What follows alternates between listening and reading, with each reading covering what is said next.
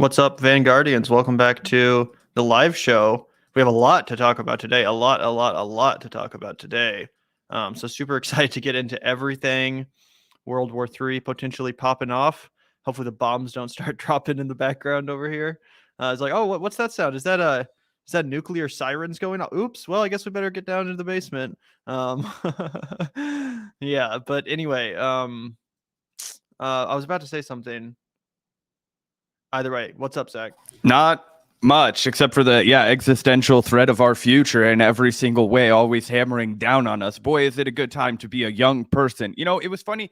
I actually had this chat with one of my regulars the other day where he explained to me that if a nuclear bomb gets dropped, right, we all picture in our head an atomic bomb, which is what was dropped on Hiroshima and Nagasaki. And it's the only time we've seen it dropped on a civilian population, right? The other test came at Bikini Atoll, which we fucking forced all of the indigenous people off that island before we destroyed it forever. So we all think of that massive destruction, those famous videos of, you know, the absolute sheer horror of the atomic bomb. Then you find out that that only is the catalyst. That's like the fucking beginning, the kickstart of a nuclear bomb, which is actually 1,000 times more powerful than what we saw dropped on Hiroshima and Nagasaki. So that's on my mind right now as we enter this live stream. But fuck it. Hey, we got to shout out our patrons. We got to keep our heads up. We got to tell some jokes about content on the internet and balance it all out with the existential dread of being a young person and looking at the world around you every single fucking day getting worse.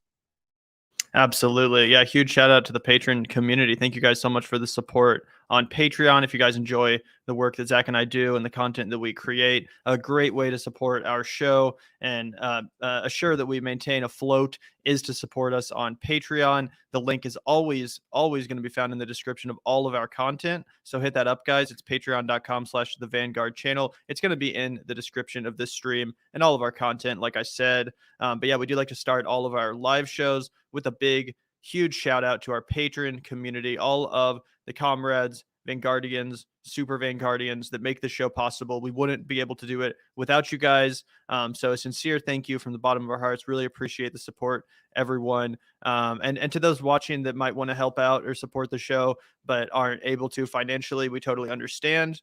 All we ask is that you hit that like button. Hitting that like button is another great way to support the show and get this stream to more people, get some more comrades in the chat, some more eyeballs on the live stream. And of course, that's 100% for free. So please hit that like button before we get started with today's show. And again, the link is in the description for our patron community if you'd like to join and become a member and support the show that way. Every single dollar really does matter. You know, even just a couple bucks a month goes a long way if you're an independent show like ours. So thank you guys so much.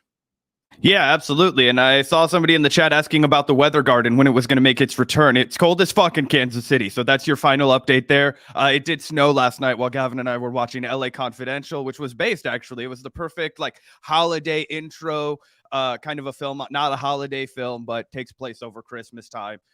So yeah, that's the weather guard for you today. But yeah, massive shout out to our patrons. Really appreciate you all. You keep the show going, the wheels on our van going round and round. But out of all of the spicy, delicious topics for today, Gavin, which one do you want to kick the show off with?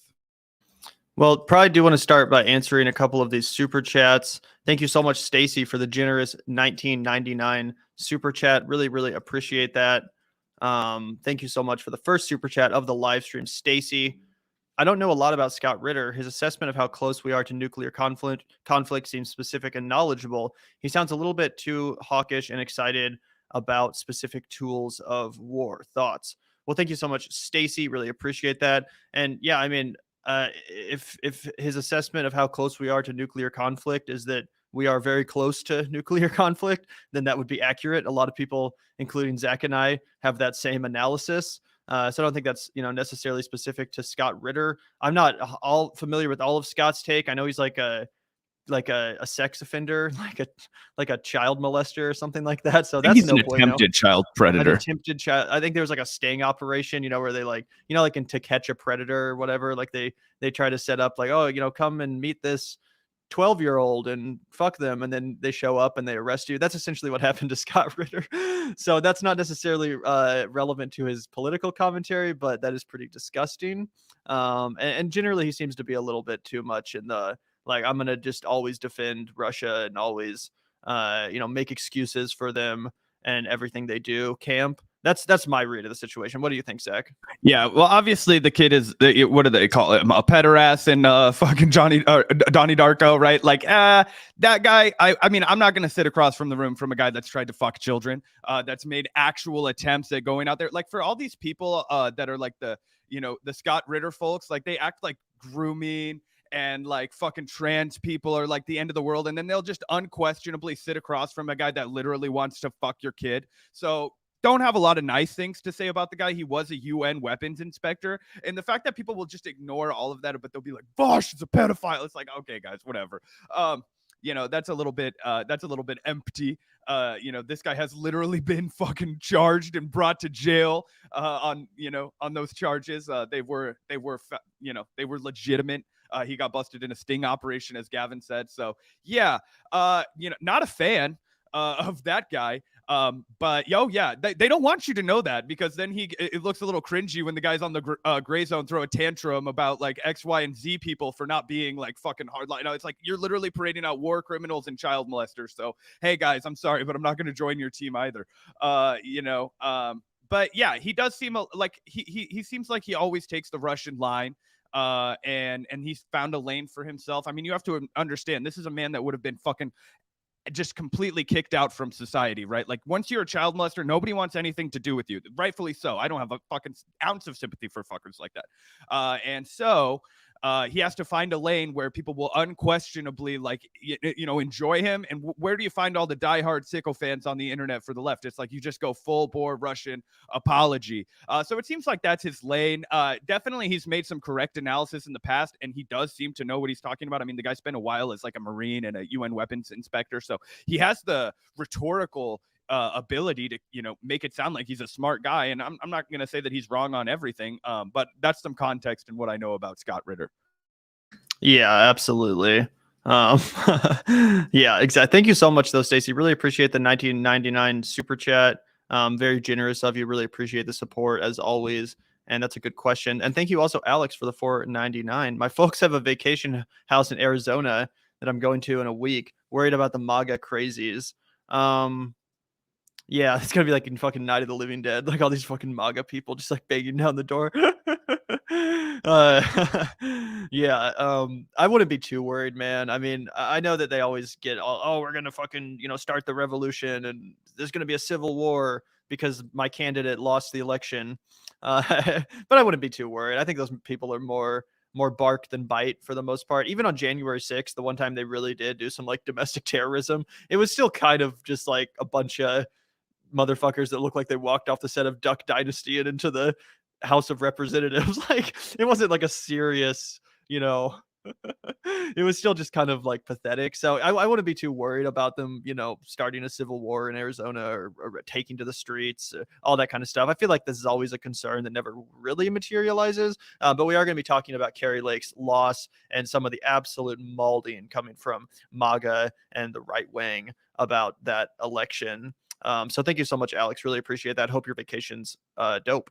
Yeah, I would just add that you're going to find great people and shitty people everywhere you go. You don't want to write off an entire state of Arizona. I mean, I think it's home to the largest Navajo population in America, or at least close to it, with its neighbor, New Mexico. A lot of indigenous culture in Arizona that can't be erased. You have the beauty of the Grand Canyon, one of the most magnificent landmarks in all of America from coast to coast. There's so much beauty in Arizona. Don't let the right-wing fuckers like cancel it out for you. That'd be like me and Gavin being like, I'm scared to go home into Missouri after Josh Hawley got elected. You know what we do whenever we see somebody that wants to talk to us about Josh Hawley? We just put your fucking hand in their face. You walk away. There's so many like good people everywhere. Nobody's going to come up to you and harass you. I wouldn't worry about a damn thing. And I think you're going to have a great time in Arizona because it's not going to be cold as balls there. Absolutely. So thank you so much, Alex. Always appreciate hearing from you. Really appreciate the $4.99. And also thank you so much, Bruce Stevens. Thank you so much. Vikings? Okay. I was like, what? And Chiefs finally both in the top 3 for NFL power rankings. #SportsGuard. Yeah, as always, seems like the Chiefs are doing pretty well. I haven't been paying attention to the Minnesota Vikings, right? But that's dope. Yeah, look, Minnesota is a fucking force to be reckoned with this year, and I would not be surprised if they're the NFC like Super Bowl team. It would be wild if the Chiefs got their shit together enough to throw down with them in the Super Bowl. Vikes, I don't think the Vikings have ever won a Super Bowl. Correct me if I'm wrong, Bruce, but I think this would be the first Super Bowl in franchise history for the Vikings. They got close. They actually have a very similar story to the Chiefs. Like, there's a guy in Kansas City history, like, if you're my dad's age, they'll be, don't say his fucking name. His name's Len Elliott. In the playoffs, it was a very big game. He like shanked a bunch of field goals. I believe there's a similar story in the history of Minnesota. But yeah, that game against the Buffalo Bills that you're referencing, wow, what a fucking display of grit, of tenacity, and of a willingness and ability to fucking come back. Kirk Cousins is really, he's leading the team. So I think you guys are gonna. I don't know if you're a Vikings fan, Bruce, but yeah, it's gonna be tough. Them and the Eagles looks like they're the top of the NFC right now. Chiefs. I don't know. We were not able to get past Buffalo. We fucking lost to Buffalo. We have like a flip-flop thing with Buffalo. We lost in the regular season, beat them in the postseason, lost in the regular season. So who knows what'll happen there? But yeah, there's the Sports Guard segment. Yeah, shout out to you, Bruce. Thank you so much for the super chat, as always. Always love some good Sports Guard action. Thank you also, Alex, once again for the $4.99. Really appreciate that, man. Make no mistake, Arizona is great. Weed is legal and good friends. Thanks for tempering my worries. Yeah, Arizona is a beautiful state. I love the Southwest in general. New Mexico might be in the running for my very favorite state in the union. So yeah, big fan of the Southwest. I'm sure it's going to be beautiful this time of year as well. Probably a little bit more temperate than it is here in Kansas City, Missouri, where it has gotten quite a bit chilly. Like Zach said, it was snowing last night as we watched LA Confidential, which is a great movie, by the way. I'd never seen it before. Great Christmas vibes, good film noir. So yeah. But yeah, anyway, that's a tangent. Thank you so much, Alex. Really appreciate the $4.99. And yeah, hope you have a good time, man. That's dope that they legalized weed too. I wasn't aware of that. Yeah, it's there's beauty everywhere. All 50 states in this country are all fucking great. I was in Kentucky. I had a great time. I was in Tennessee. I had a great time. Like, Gavin and I both love the South. Like, you can't let the red wave bullshit kind of like tamper your view. Like, there's so many like fucking amazing people everywhere. So shout out to you, Alex. Yeah, absolutely. Absolutely. There's something dope in almost every state, maybe with the exception of like Ohio. No, I'm just kidding. Shout out to you, Alex. Really appreciate it. And thank you also, Christian, for the $2. Any chance the Dems keep the House? From what I've seen, it looks like the GOP is going to control the House by like 1 seat, which is crazy to think about.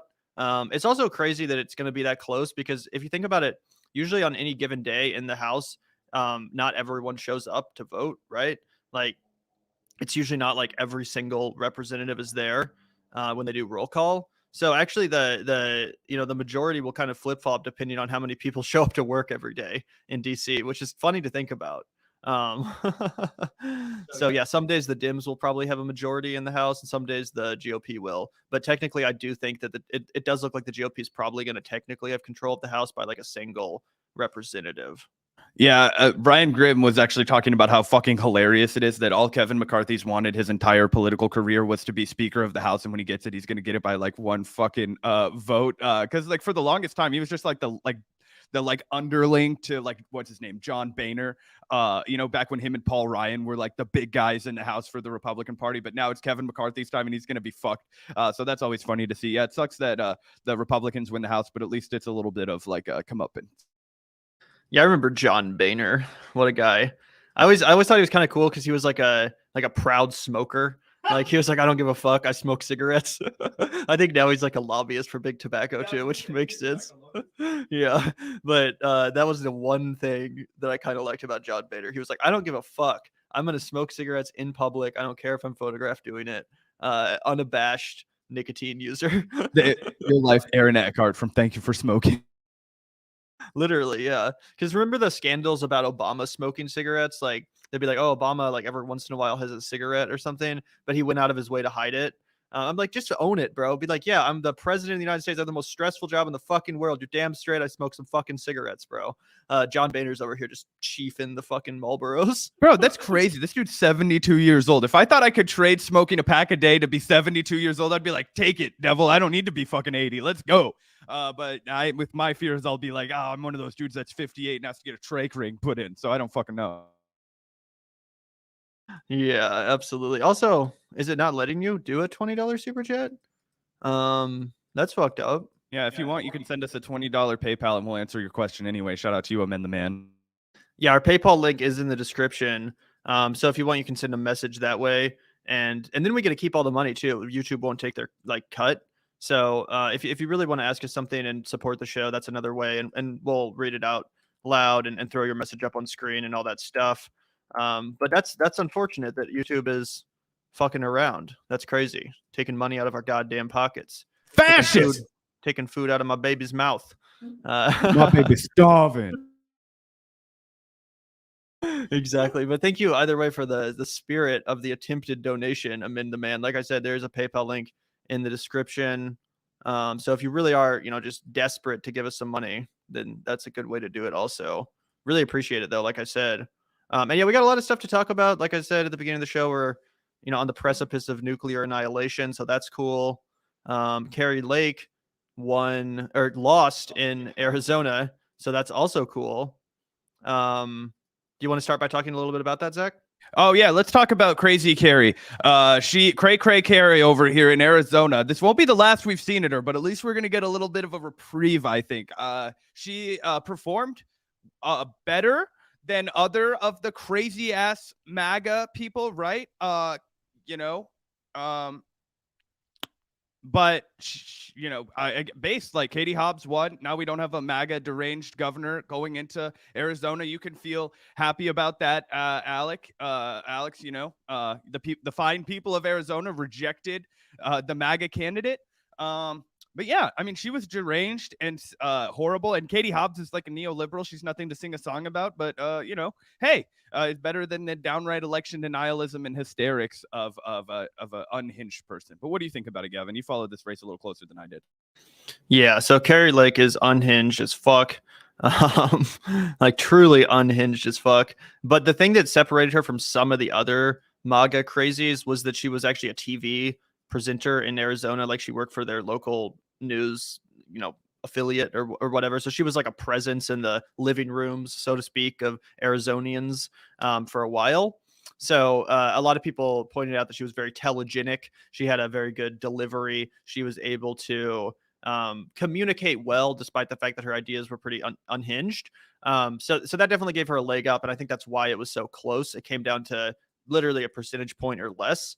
And she probably would have been beaten more handily if it weren't for the fact that she had such communicative talents and was able to present well and be telegenic and kind of dress up the lunacy of her actual ideology with a more presentable veneer.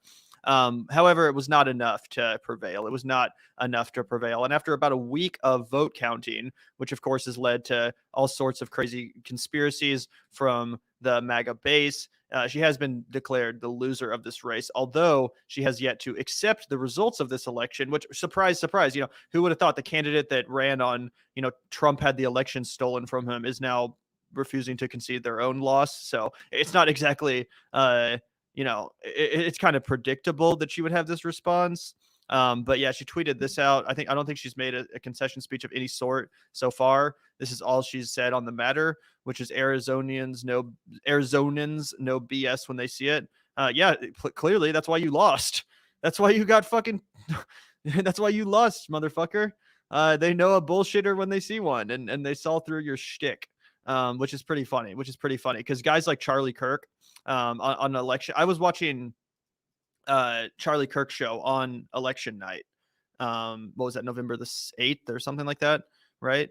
Anyway, a week from today, a week ago, I was watching Charlie Kirk live streaming the results of the midterm elections. And of course, everyone was mauling hard because the red wave did not materialize in the way that they were expecting and had been predicting. But the one thing they were holding out hope for was that Kari Lake would win. Charlie Kirk kept saying, don't worry, guys, Kari Lake will still become governor because he lives in Arizona, and they're kind of trying to make Arizona like the new Florida as far as being like a right-wing hub of conservatism. So they were all super excited about Kari Lake, assuring their audience, don't worry, guys. Unfortunately, the red wave did not materialize, but don't worry, guys. Kari Lake has this. Just wait. As the ballot drops keep coming in, she's gonna win. She's gonna win. She's gonna win. And she fucking lost. She didn't win. So now they're molding even harder, which of course has led to a whole nother round of conspiracy theories and people saying that that it was stolen, stop the steal, all that crap, which of course has led to more worries about right-wing extremism and stuff like that, which is what Alex was referencing earlier when he was saying that he was worried about going to Arizona. Again, I wouldn't actually worry about that, but there definitely is some unhinged people out there that have been listening to right-wing media tell them for months and months now that there was going to be a red wave and that Kari Lake was going to win and that the MAGA movement was rising and all this stuff. And now when they have to confront the reality, which is that their ideas are unpopular and that their candidates have been rejected, it is kind of scary the way they might react and the way they are reacting. Yeah, I mean, guys like Steven Crowder, who obviously, scum of the earth, they're out here being like, don't concede, fight on, like, blah, blah, blah. Like, they're just trying to keep that base going. And I mean, guys, it puts me in a weird position because I'm not celebrating either of these actors, but just imagine the downright sheer embarrassment of getting just like brutally owned on Twitter by Liz Cheney of all people, guys. Obviously, Liz Cheney's the scum of the earth also, but game recognized game. This was fucking hilarious. So I had to bring it up for you guys. So the last week of October, a few days to Halloween, Friday, October 28th, Kari Lake puts out this thing saying, dear Liz, thank you for your generous income. She put a television thing out urging Arizonans not to vote for her, but to vote for Hobbs, her opponent, and Katie Hobbs. And she tweeted this out being like, thank you. This is going to be so beneficial to my campaign. Liz Cheney clapping back with the you're welcome, bitch. Fucking hilarious. Obviously, Liz Cheney, her father is a war criminal, and all she's done is, simp for him her whole career and use her, last name for her advantage, yada, yada, yada. Every caveat. But this was hilarious. Yeah, truly funny stuff. Nothing better than watching some MAGA molding. So let's pull up a couple examples of this. This was actually from election night before the race was called, but this was the reaction of some Trump supporters as they realized that Kari Lake was probably not going to win this race. I thought this one was absolutely hilarious. So we'll start here, watch a couple more. Also, thank you so much, Jay Rocks, for the $2. Thank you so much. Tuning in for the first time live. Love the drama. Appreciate the fact that you're enjoying the show, man. Thanks so much for tuning in live. It's great to have a first time live listener. Yeah, woohoo. Welcome to the fam, bam. Good to see you, Jay Rocks. Yeah, really appreciate that. And yeah, let's take a look at this. This is pretty funny stuff, guys. I'm still beside myself as I'm sitting here looking at all the things that we're dealing with. I'm still beside myself as I'm sitting here looking at all the things that we're dealing with. And I'm saying to myself, how? I have to look at this and go, Kari Lake is down by 13%, with 70% of Maricopa reporting. Told you they can't let her be governor. She'll investigate. They can't let her have it. We can see the fraud. We can see the fraud in the machines, Draza. We can see it. They can't let her have it. So I don't want to get like fucking demonetized or whatever for spreading election conspiracies. So we're not going to watch the rest of that because I tweeted that shit out and Twitter literally, even though I was making fun of it, right? Like, aren't these people stupid? Twitter's still like, by the way, this tweet might contain misleading information. Like, yeah, bro, I know. That's why I tweeted it. Anyway, I just think it's annoying when Twitter does that shit. Like, I'm not one of these Elon Musk fanboys, but like, why is that a feature on Twitter? Why is that a feature on Twitter? That's stupid. It's like, actually, this is the truth. Like, shut the fuck up, dude. Like, we all know. Anyway. The problem is that a lot of people don't know. Do you think they're going to have their mind changed by a little shitty flag on Twitter? Like, if you're stupid enough to believe if you're ignorant, I'm not trying to be mean to like, people that are maybe don't have the same access to information as I, but if you're ignorant enough to believe that these conspiracies are true, I don't think that this is going to this is going to sway your opinion or change your mind, unfortunately. No, I don't think it's about that. I think it was back in the day, Twitter just trying to make it safe and like sanitized for advertisers, which is something that they've fucking drifted away from over the past. But I don't think it was anything about like, oh, let's be good for the fucking user base. It was more like, oh, election denialism. Like, oh, I don't know if I want my company advertising here. It's like, no, we'll figure it out. We'll put a disclaimer. Oh, okay, now I can, advertise. Yeah. Also, thank you so much, Amin the Man. That is so generous of you. Really appreciate the $49.99 super chat. Apparently, you got it to work. So, wow, was not expecting that generosity from you. Really, genuinely appreciate that, bro. Hoping it works this time. Love y'all. Made a really dumb music video that maybe just might feature y'all as a little cameo, but I hope you check it out. Your regardless peace and love. That's fucking awesome, dude. That's an honor for sure. You'll have to send us to that, and if you're okay with it, we'll react to it live on the Vanguard. That's freaking awesome, dude. I'm flattered. Thank you so much. Yeah, I think I found it, Gavin. Do you want me to throw it up right now?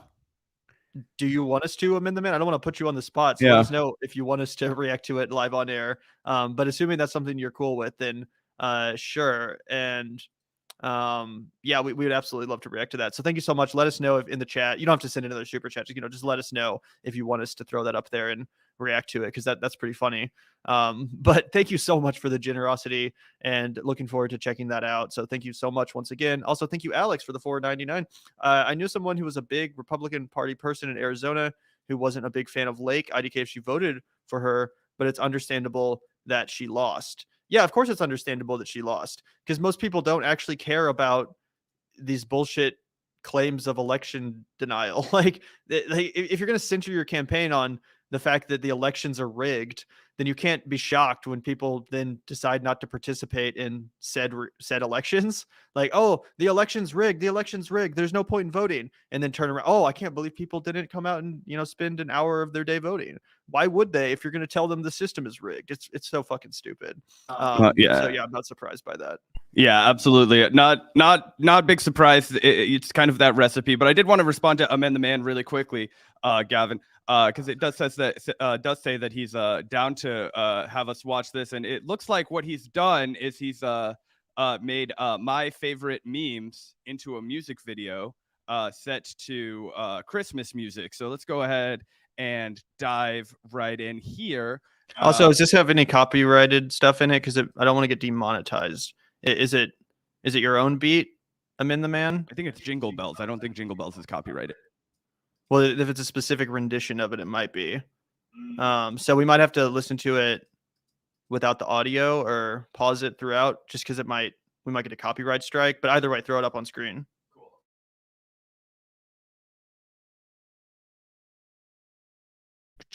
Yeah, so if we got this right here. So my favorite memes with me. Go ahead and give Amend the Man a sub, guys. This guy's rocking down here. It's so hard to get to your first 100. I know our chat could do one thing to power lift this guy up. Let's go ahead and get that guy to 100 subs, guys. Okay, get Amend the Man to 100 subscribers. Also, he says there's no copyrighted stuff, so I think we're good. Base.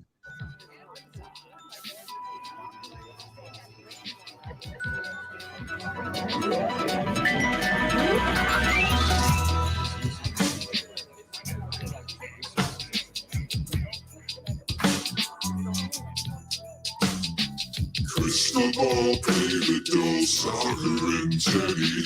Anna Kaspari and Kyle Kulinski. Take you good to me, don't ever not take. These are a few of my favorite names. Chris Haddock, Richard Wolf, Jordan Sheridan, Michael Brooks, Marshall Kozloff, Gilmar Merson, Glenn Greenwald, Brian Grill, Brianna Joy Gray. These are a few that I trust in this faith. When the cow spikes, will the left rise? When we understand, simply believing in what you believe is honestly not that sad.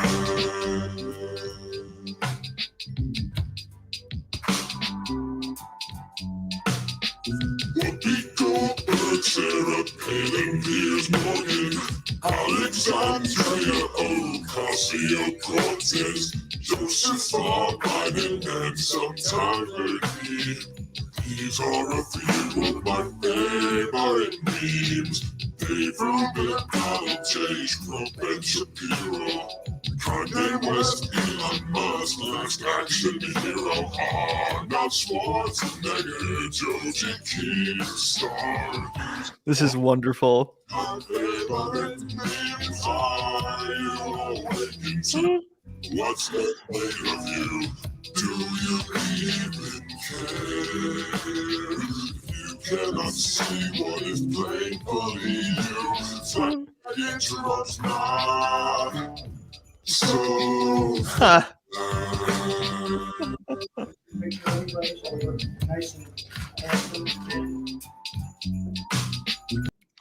Oh shit. What happened?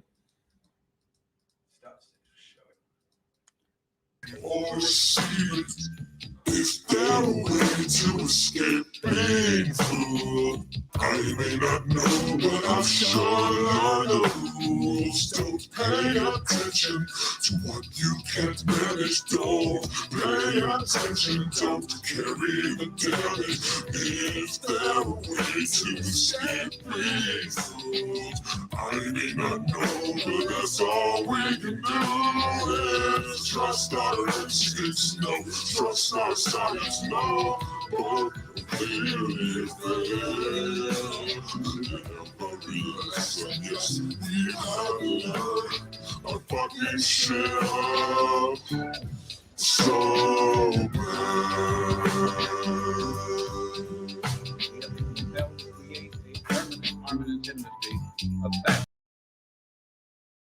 Based. Holy shit. That was amazing. Oh my God. Shout out to you, Amend the Man, for putting that together. That made my day. And shout out to you also. I said it was Jingle Bells, which is embarrassing because I happen to know that both Gavin and I have seen The Sound of Music like 10 million times. Our moms fuck with The Sound of Music. My mom used to sing that shit to me all the time when I was a kid. So shout out to you, Amend the Man. That hit.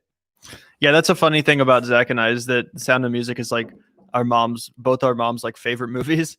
So I've seen that movie a million times, and it's actually a great film. Like, fuck the haters. Some people shit on The Sound of Music and say it's like it's super cheesy and stuff, and it is kind of cheesy, but like it's actually a great musical. It's one of my favorite musicals of all time.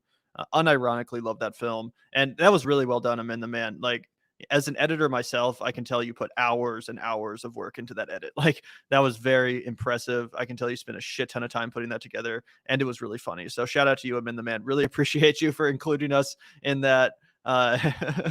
Great job, bro. Amend the Man is being based as fuck. Go subscribe to his YouTube channel. Yeah. Appreciate you for including us in that, and thank you so much for the super chat. Also, I appreciate that you have that you're willing to watch. You know, you're not just living in an echo chamber. You know, not a lot of people are like, I fuck with Jimmy Dore and David Dole. You know, usually it's like one or the other. Like, I fucking hate Jimmy Dore and he's a sellout, and I love David Dole, or vice versa. You know, like, you know what I'm saying? It seems like you are able to consume content from across the spectrum of leftist thought. And that's pretty cool, because I'm the same way. You know, I don't just want to live in an echo chamber either. I don't just pick like one little lane or faction of leftist content and only listen to that. I try to absorb the full spectrum of ideological thought and opinion. So shout out to you, bro. That's awesome. Also, thank you so much, American Wasp, Dieter McBusiness. Really appreciate the $4.99, man. Cheers to more conservative criticism. Get a new episode up, FYI. The right-wing magic. Oh, got a new episode up. The right-wing magic trick, how American exceptionalism became American narcissism. Interesting. I'll have to check that out, man. I definitely will. Make sure to send me a message on Twitter. I know we chat sometimes on Twitter, Dieter. So feel free to send that my way. I'll check it out. Really appreciate the support. Yeah, absolutely. Shout out to you, Dieter, and shout out to all of you guys that are out here making this content. You know, make sure that if you're a regular listener in the Vanguard community, you see these people in the chat, you go ahead and check out their channels. You give them that subscribe.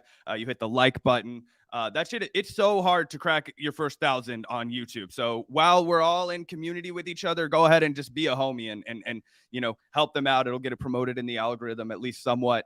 So yeah, shout out to you, Dieter McBusiness, and I'll definitely check out that video. Yeah, thank you so much, man. Always appreciate the support. Always love hearing you or seeing you in the chat and hearing from you. Also, thank you so much for the $5. JCP, nothing to say, but really appreciate the donation regardless. That's very generous of you. Hope you're enjoying the show today. And we're about to get back to the news in just 1 second. We have a little bit more malding coming from the MAGA crowd on the Kari Lake front. But thank you so much for that. Yeah, shout out to you, JCP. A man, a few words, but maximum impact. Love that. Connor Lanker. One of the things that I really think hurt Lake and Masters is they both support privatizing Social Security, and a lot of voters in AZ are retired boomers. Yeah, that's fucking dumb as rocks. Ask any boomer if they like their Social Security. The answer is yes. We talk about it all the time. Once you have offered people a social benefit, once it's real hard to take it away if it's universal. That's why Gavin and I advocate everything be universal. It makes it harder to defund it. It makes it less politically salient. I mean, guys like Joe Biden have even talked about cutting Social Security. It's massively unpopular. Nobody wants that unless they're already rich. So yeah, I think that's a great point, Con. Yeah, great point, Connor. Thank you so much for the $20. And I think that's absolutely correct. And that's kind of the problem with the MAGA candidates as of now. It seems like they're more concerned with election conspiracies and culture war issues than they are with a cogent and populist economic message. And of course, privatizing Social Security is the opposite of a populist economic message. And people don't fuck with that. People don't fuck with that, especially because of the fact that who votes?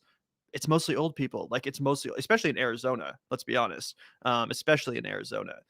So yeah, don't fucking threaten to privatize people's Social Security. Fuck around and find out. That's what happened to Kari Lake. So thank you so much, Connor. Really appreciate the generous $20 super chat. Thank you so much, man. And another one from Alex. Thank you so much, Alex, once again for the $4.99. Was in a youth production of Sound of Music as a kid, had 0 lines. That's funny. And also relatable because when we did those little like shitty musicals in elementary school, like the music class would put on a play with the whole grade of people. All ye lubbers and lads, ye and I, a buccaneer be.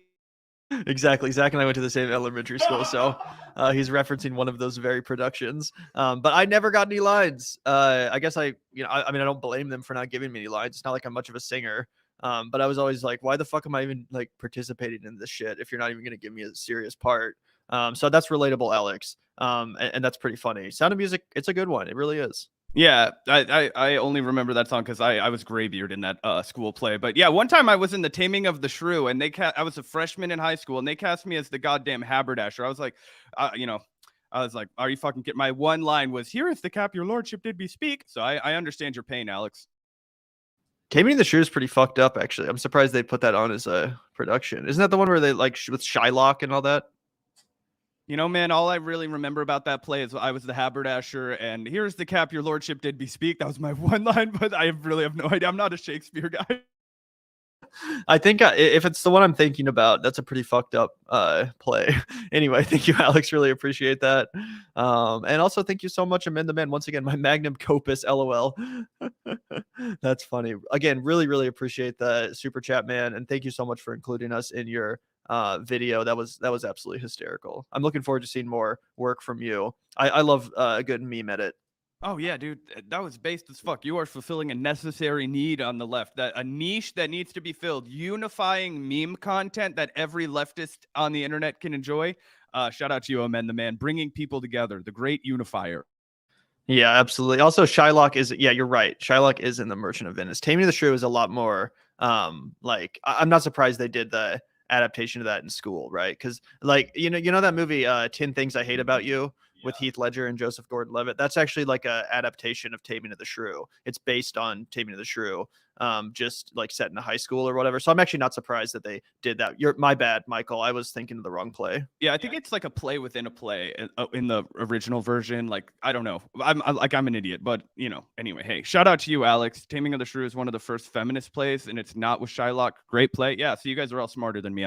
I took an entire semester's worth of Shakespeare in college, and guys, I have to admit, I was just too stoned for the entire class that I don't remember a goddamn thing. I remember reading Romeo and Juliet in high school. I can tell you what that's about. King Lear, fucking King Henry, all that shit. Fucking no clue. Yeah, in my opinion, like Shakespeare's really only worth consuming if you see it live. Like I never really got the point of just reading the plays. Like it's just incomprehensible, like old English. Like you can't. Personally, I'm not smart enough to get much out of that. But if you see it live, you kind of get what's going on because the people are acting it out. big fan of Shakespeare. Yeah, I'm not surprised you were too stoned to pay attention to the, actual reading of Your the parents plays. fuck with Shakespeare, Gavin? They seem like, academic people. Yeah, they like Shakespeare. In fact, they took me to a couple. Me and Clara, they took me to a couple like productions as a kid. So yeah, in fact, yeah, my mom even read me Merchant of Venice when I was a kid. That's why I was thinking of Shylock. Anyway, we're way off topic now. Good old Shylock. Back to the right-wing malds. Yeah, back to the right-wing malding over Kari Lake. Thank you guys so much for the generosity today, though. Really appreciate those super chats, and we're having a great show already today. So yeah, this was Trump's reaction to Kari Lake's loss. He says, "Wow, they just took the election away from Kari Lake. It's really bad out there." It's so funny because when his candidates win, he comes out here and say like, thanks to my endorsement, the MAGA has, notched another victory or whatever. But then when they lose, it's, wow, they just took it away from her. It's like, you have to be consistent. You can't just say that when your candidates lose, but then when they win, oh, it's all good. There's no problems, nothing to see here. It's one or the other, motherfucker. Yeah, it's pretty hysterical how much Trump's candidates just ate complete shit in this election cycle. So many of them just absolutely took fat L's and lost. Everyone from Blake Masters to Kari Lake to Don Bulldog, and yeah, Kari Lake, latest one. Yeah, I don't know. It's just so funny because we know that the Republicans are anti-democracy. They don't believe in democracy. But the funny thing is now is you see all these like right-wingers coming out and being like, nationally, more people cast votes for Republicans and it wasn't a red wave. And yet it's like, well, the way that House races are decided is you vote on a specific candidate in a district, and the person that gets the most votes in that race does win. The reason the left bitches about it in the national election for president is because it is a direct opposite of that. You all vote, and then your electoral college is what counts. It is not the popular vote. And also, I would be more than happy to change the law to every single election, the person with the most votes wins. I believe Ben Burgess tweeted about that. It's the Republican Party that has been steadfast opposed to that for years. So the chickens are coming home to roost. It's also the Republican parties that wanted fucking all the elections to be up to the states and all the fucking states having their own bureaucratic bullshit so that they could suppress the turnout. When that stopped working because their policies are so unlikable, they're so fucking anti-worker, anti-American in the broader sense because they want to like look after this like mythical white working class and no one else. Yeah, you're not going to get the most votes from people. So cope and seethe a little. Absolutely. So yeah, pretty funny that Trump's coming out here and denying this election as well. Again, it's like, it's really not as good of a message as you think it is to convince all your voters, all the people that might potentially be interested in casting a vote for you, to convince them all that their elections have no integrity and that the system is rigged. Like, guess what? Then they're not going to vote for your ass. Like, it's really not that hard to put together. And that's probably part of the reason why the Republicans took such a fat L in the midterms, is because, again, they've been convinced by their dear leader that these elections have no integrity and that the results are rigged anyway. So again, what's the point of taking the time out of your day to go vote and taking the energy out of your life to register to vote and jump through all the bureaucratic hoops? Like, that shit's annoying as fuck. Why would you want to do that if you don't even think your vote counts? If you just think it's a useless, like, what's even the point here? I don't understand why I would do this if it's rigged anyway. And then they turn around and act shocked and chagrined when they lose. It's like, yeah, no fucking shit, dude. Yeah, I mean, I don't know. It's like a bunch of people are just going to be like that guy that went viral, right? Of being like, I'm not voting ever again. They stole it from us twice. I'm not voting ever again. It's like, great, that's your base now. They're never voting again. So, yeah, I don't know how that's supposed to be a winning strategy, but yeah, it is. It's definitely interesting. And shout out to you, Christina. Where do you think the Republicans will pivot to now that Trump back candidate is lost? I'm not sure they can get away from his reach. Recent polling, and again, we don't know how this will all stabilize after the just downright massively successful midterms in Florida. The polling came out asking people if they prefer DeSantis to Trump, and he's got a massive double-digit lead in like multiple polls that have come out. So I think that if they are going to pivot, now is the time for them to do that. People, and again, I'm not saying this as like I want this to happen, because I do think that DeSantis is a fuck and he's massively destructive, and maybe it definitely is more competent and more able to navigate like just actual governance, so he could accomplish a lot more than Donald Trump. But he is less crazy. He would respect the results of election. The Republican Party is just a mixed bag of bullshit at this point. So it's like I'm not simping for either of these characters. I'm just telling you that as somebody who analyzes elections and electability, now would be a good time for them to move on over to Ron DeSantis. And we can play this clip because honestly, rhetorically, the guy's making him sound a lot better than Trump is right now. Right. And Trump's obviously been shitting all over DeSantis on Truth Social, and the GOP civil war is really heating up. DeSantis has yet to really come out against Trump and make an affirmative case against him, but he was asked about it, and this was his response. So we can see here kind of the strategy that he's going to pursue in opposition to Trump, and some of the points he's going to try to make to differentiate himself from Trump, and we'll see how effective it is. But yeah, let's take a quick look here. We would like to know what you think about Trump's big announcement and some of the less than flattering comments he has made about you. Well, you know, one of the things I've learned in this job is when you're leading, when you're getting things done, yeah, you take incoming fire. That's just the nature of it. I roll out of bed in the morning. I've got corporate media outlets that have a spasm, just the fact that I'm getting up in the morning, and it's constantly attacking. And this is just what's happened. I don't think any governor got attacked more, particularly by corporate media, than me over my 4-year term. And yet I think what you learn is all that's just noise. And really what matters is, are you leading? Are you getting in front of issues? Are you delivering results for people? And are you standing up for folks? And if you do that, then none of that stuff matters. And that's what we've done. We focused on results and leadership. And, you know, at the end of the day, I would just tell people to go check out the scoreboard from last Tuesday night. The fact of the matter is,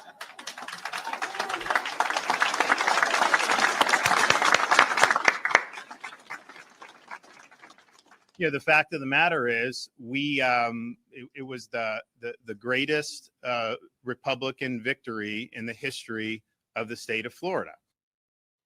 Yeah, so there's DeSantis's response to some of Trump's shots taken. I still have mixed feelings about whether or not he's going to be able to take down Trump in the primary, but I do think he's playing it. I do think it's wise for him to kind of keep it somewhat classy in regard to his attacks on Trump. Like, he knows that he can't piss off the Trump base too much. He has to present himself as a realistic alternative to Trump. And the best way to do that, I think, is just to present the case of electability. Say, like, I don't not like Trump. It's just that I'm out here winning and he's out here losing. So if you want to win, you might want to pick me. Like, I think that's probably the best strategy for DeSantis. And it seems like he's going to employ that strategy. Try not to get too in the mud. Try not to engage in the muck slinging too much. Just kind of point out, like, all Trump's candidates, they just massively lost. And I'm over here, picking up the biggest Republican victory in the history of the state of Florida. And he's not wrong. He did have a great night in Florida. So I think that's probably the right message for DeSantis. And it does seem like a lot of the rats are fleeing the sinking ship that is Team Trump. We'll have to see what happens, but we can see the Republican civil war heating up in a big way. Yeah, the only thing I would add is that I think the other asset that DeSantis has is that, and again, you have to remember that this guy is pitching to Republican voters, right? It's not like he's making these sales pitches to me and Gavin, who would never in a million years vote for him. But when he's able to go out and talk about how fast they got all the electricity back up in Florida after, the hurricanes happened, he's able to give some examples of him doing just like bare minimum governance, of actually doing the job of being governor, of actually going out and passing doing what he wants to do and actually being an effective, politician is, I think, something that's going to be able to continue to differentiate him between Donald Trump as it gets closer to the wire. What did Donald Trump accomplish? I can actually go and accomplish a lot of the things that Donald Trump is promising you. Obviously he's not as brash and he's not as rah as Donald Trump is. He's not as interested in getting the big worked up applause. But I think, and I might be wrong, but I think that in this current political climate, that actually could be to his benefit. Correct. And thank you so much, comrade, for the $5. DeSantis is boring and uncharismatic. Trump will most likely destroy him in a debate. I have mixed feelings about this too, because this is something I've been saying for a while. It's like DeSantis is so whiny. He's so beta compared to Trump. Like Trump is such a chest beating, alpha male on the debate stage. And that could definitely hurt DeSantis. At the same time, look at the kind of candidates across the country that are winning. Candidates like Glenn Youngkin, for example, who won the governorship in Virginia. He's more of a DeSantis sort of candidate. He's more of a boring Republican, more of establishment Republican. It does kind of seem like those are the Republicans that are winning right now versus the more unhinged, Trump style ones, which are losing. So, while I agree, if you follow the logic of like 2016, certainly Trump would destroy him in a debate. But maybe at this point we've come full circle and the Republican Party is actually sick of the insanity and they do just want a normie Republican, someone like Ron DeSantis, who's kind of just a more of a mealy mouthed establishment type loser. So I don't know, honestly, because it seems like, yes, Trump is definitely more charismatic, but it also seems like Trump is just so defensive and insecure now. And when he talks about DeSantis, he's just like, it just seems like he's, again, super insecure about the situation rather than commanding that kind of like alpha energy that he was once known for among the Republican base. So I actually don't know if that's going to matter as much as I once thought it would. And again, DeSantis has the electability argument now. There's really no denying that. He can just turn around to Trump and say like, bro, you literally lost to Joe Biden. Like, why would we trust you with our nomination again? Why would we give you the nomination? You lost to Sleepy Joe. Like, what is this? Yeah, I would also add that, Donald Trump is going to have I just think that, presidential debates people do pay attention to, but I mean, less and less and less, I would imagine. I thought that John Fetterman was over after he fumbled and fucked up his entire Pennsylvania Senate race. And of course, that wasn't a presidential race, so it didn't have quite as many eyes on it, but it did have a lot of eyes on it for the voters of Pennsylvania. And what they did was they said, I don't really care. I don't like anything about Dr. Oz's policy. Don't like anything about him as a guy, really. I think he's a carpetbagger. I don't, he has to move from New Jersey to Pennsylvania if he want, all this kind of shit. So I'm not sure that even if he did obviously lose the debate, that would have as big of an impact as it had in the past Republican primaries, because you have to remember there is a difference between Trump now and Trump in 2016 in his cognitive ability, in his speed, in his precision. He's such a narcissist that it's hard for him to not just talk about himself, which makes it unpalatable during a debate. I think he goes off and he tries to Ron DeSanctimonious over here.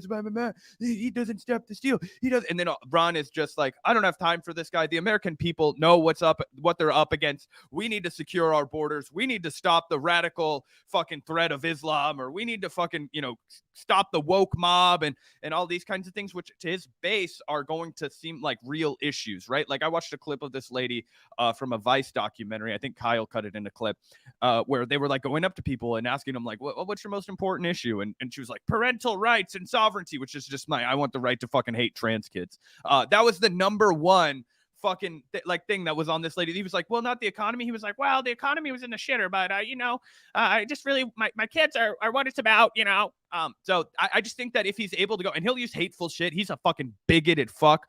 Don't kid yourself about DeSantis. He hates the Palestinians. He's super pro-Israel. He will go and do the status quo of any kind of military operation. He would fund Ukraine, all this kind of shit. He's a bad man. But to the Republican base, not all those things sound bad. And I think that Ron DeSantis just is going to be able to position himself as somebody who will be able to get some things done. And he'll be able to position Donald Trump as somebody that's been getting crazier in Mar-a-Lago, just hanging out in his state, but not actually being effective. Right. And ultimately, I just have to think that the electability argument is going to win out against the cult of personality of election denial and insane conspiracy theories. Bro, no one cares about the 2020 election. You lost. Get over it. People want to win in 2024. They don't want to relitigate 2020. Move on, bro. No one fucking cares about that shit. And I think that DeSantis is really going to benefit from that. I'm not pounding the gavel on Trump. It's going to be a brutal and bloody primary. And Trump ain't going down without a fight. Don't get me wrong. It's going to be fucking brutal. And he might take DeSantis down with him. It's definitely possible. But best case scenario, TBA. Right. Exactly. Hopefully the Civil War is so vicious that they just kind of self-immolate each other, but apparently people say Trump's going to announce tonight that he's going to run for president tonight. So I don't know if that's true. I imagine he's pretty pissed off about the missiles going into Poland because that's going to steal news headlines and attention away from his big announcement if he does in fact announce tonight.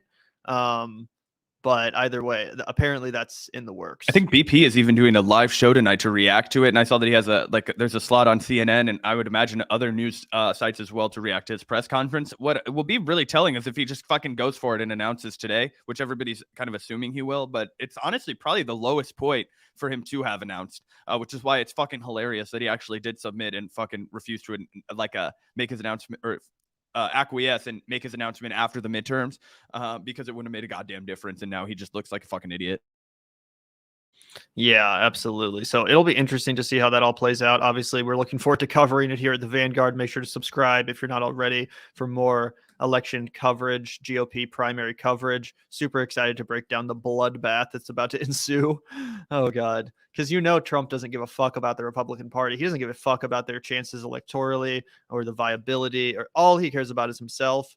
And he's not about to let DeSantis take the reins of the party from him without a vicious fucking fight. He's going to rip the motherfucker's throat out. So that's going to be fun to watch. Thank you so much, comrade. Thank you also, Emil, for the $5. Curious if you have any comments about Chappelle's SNL monologue.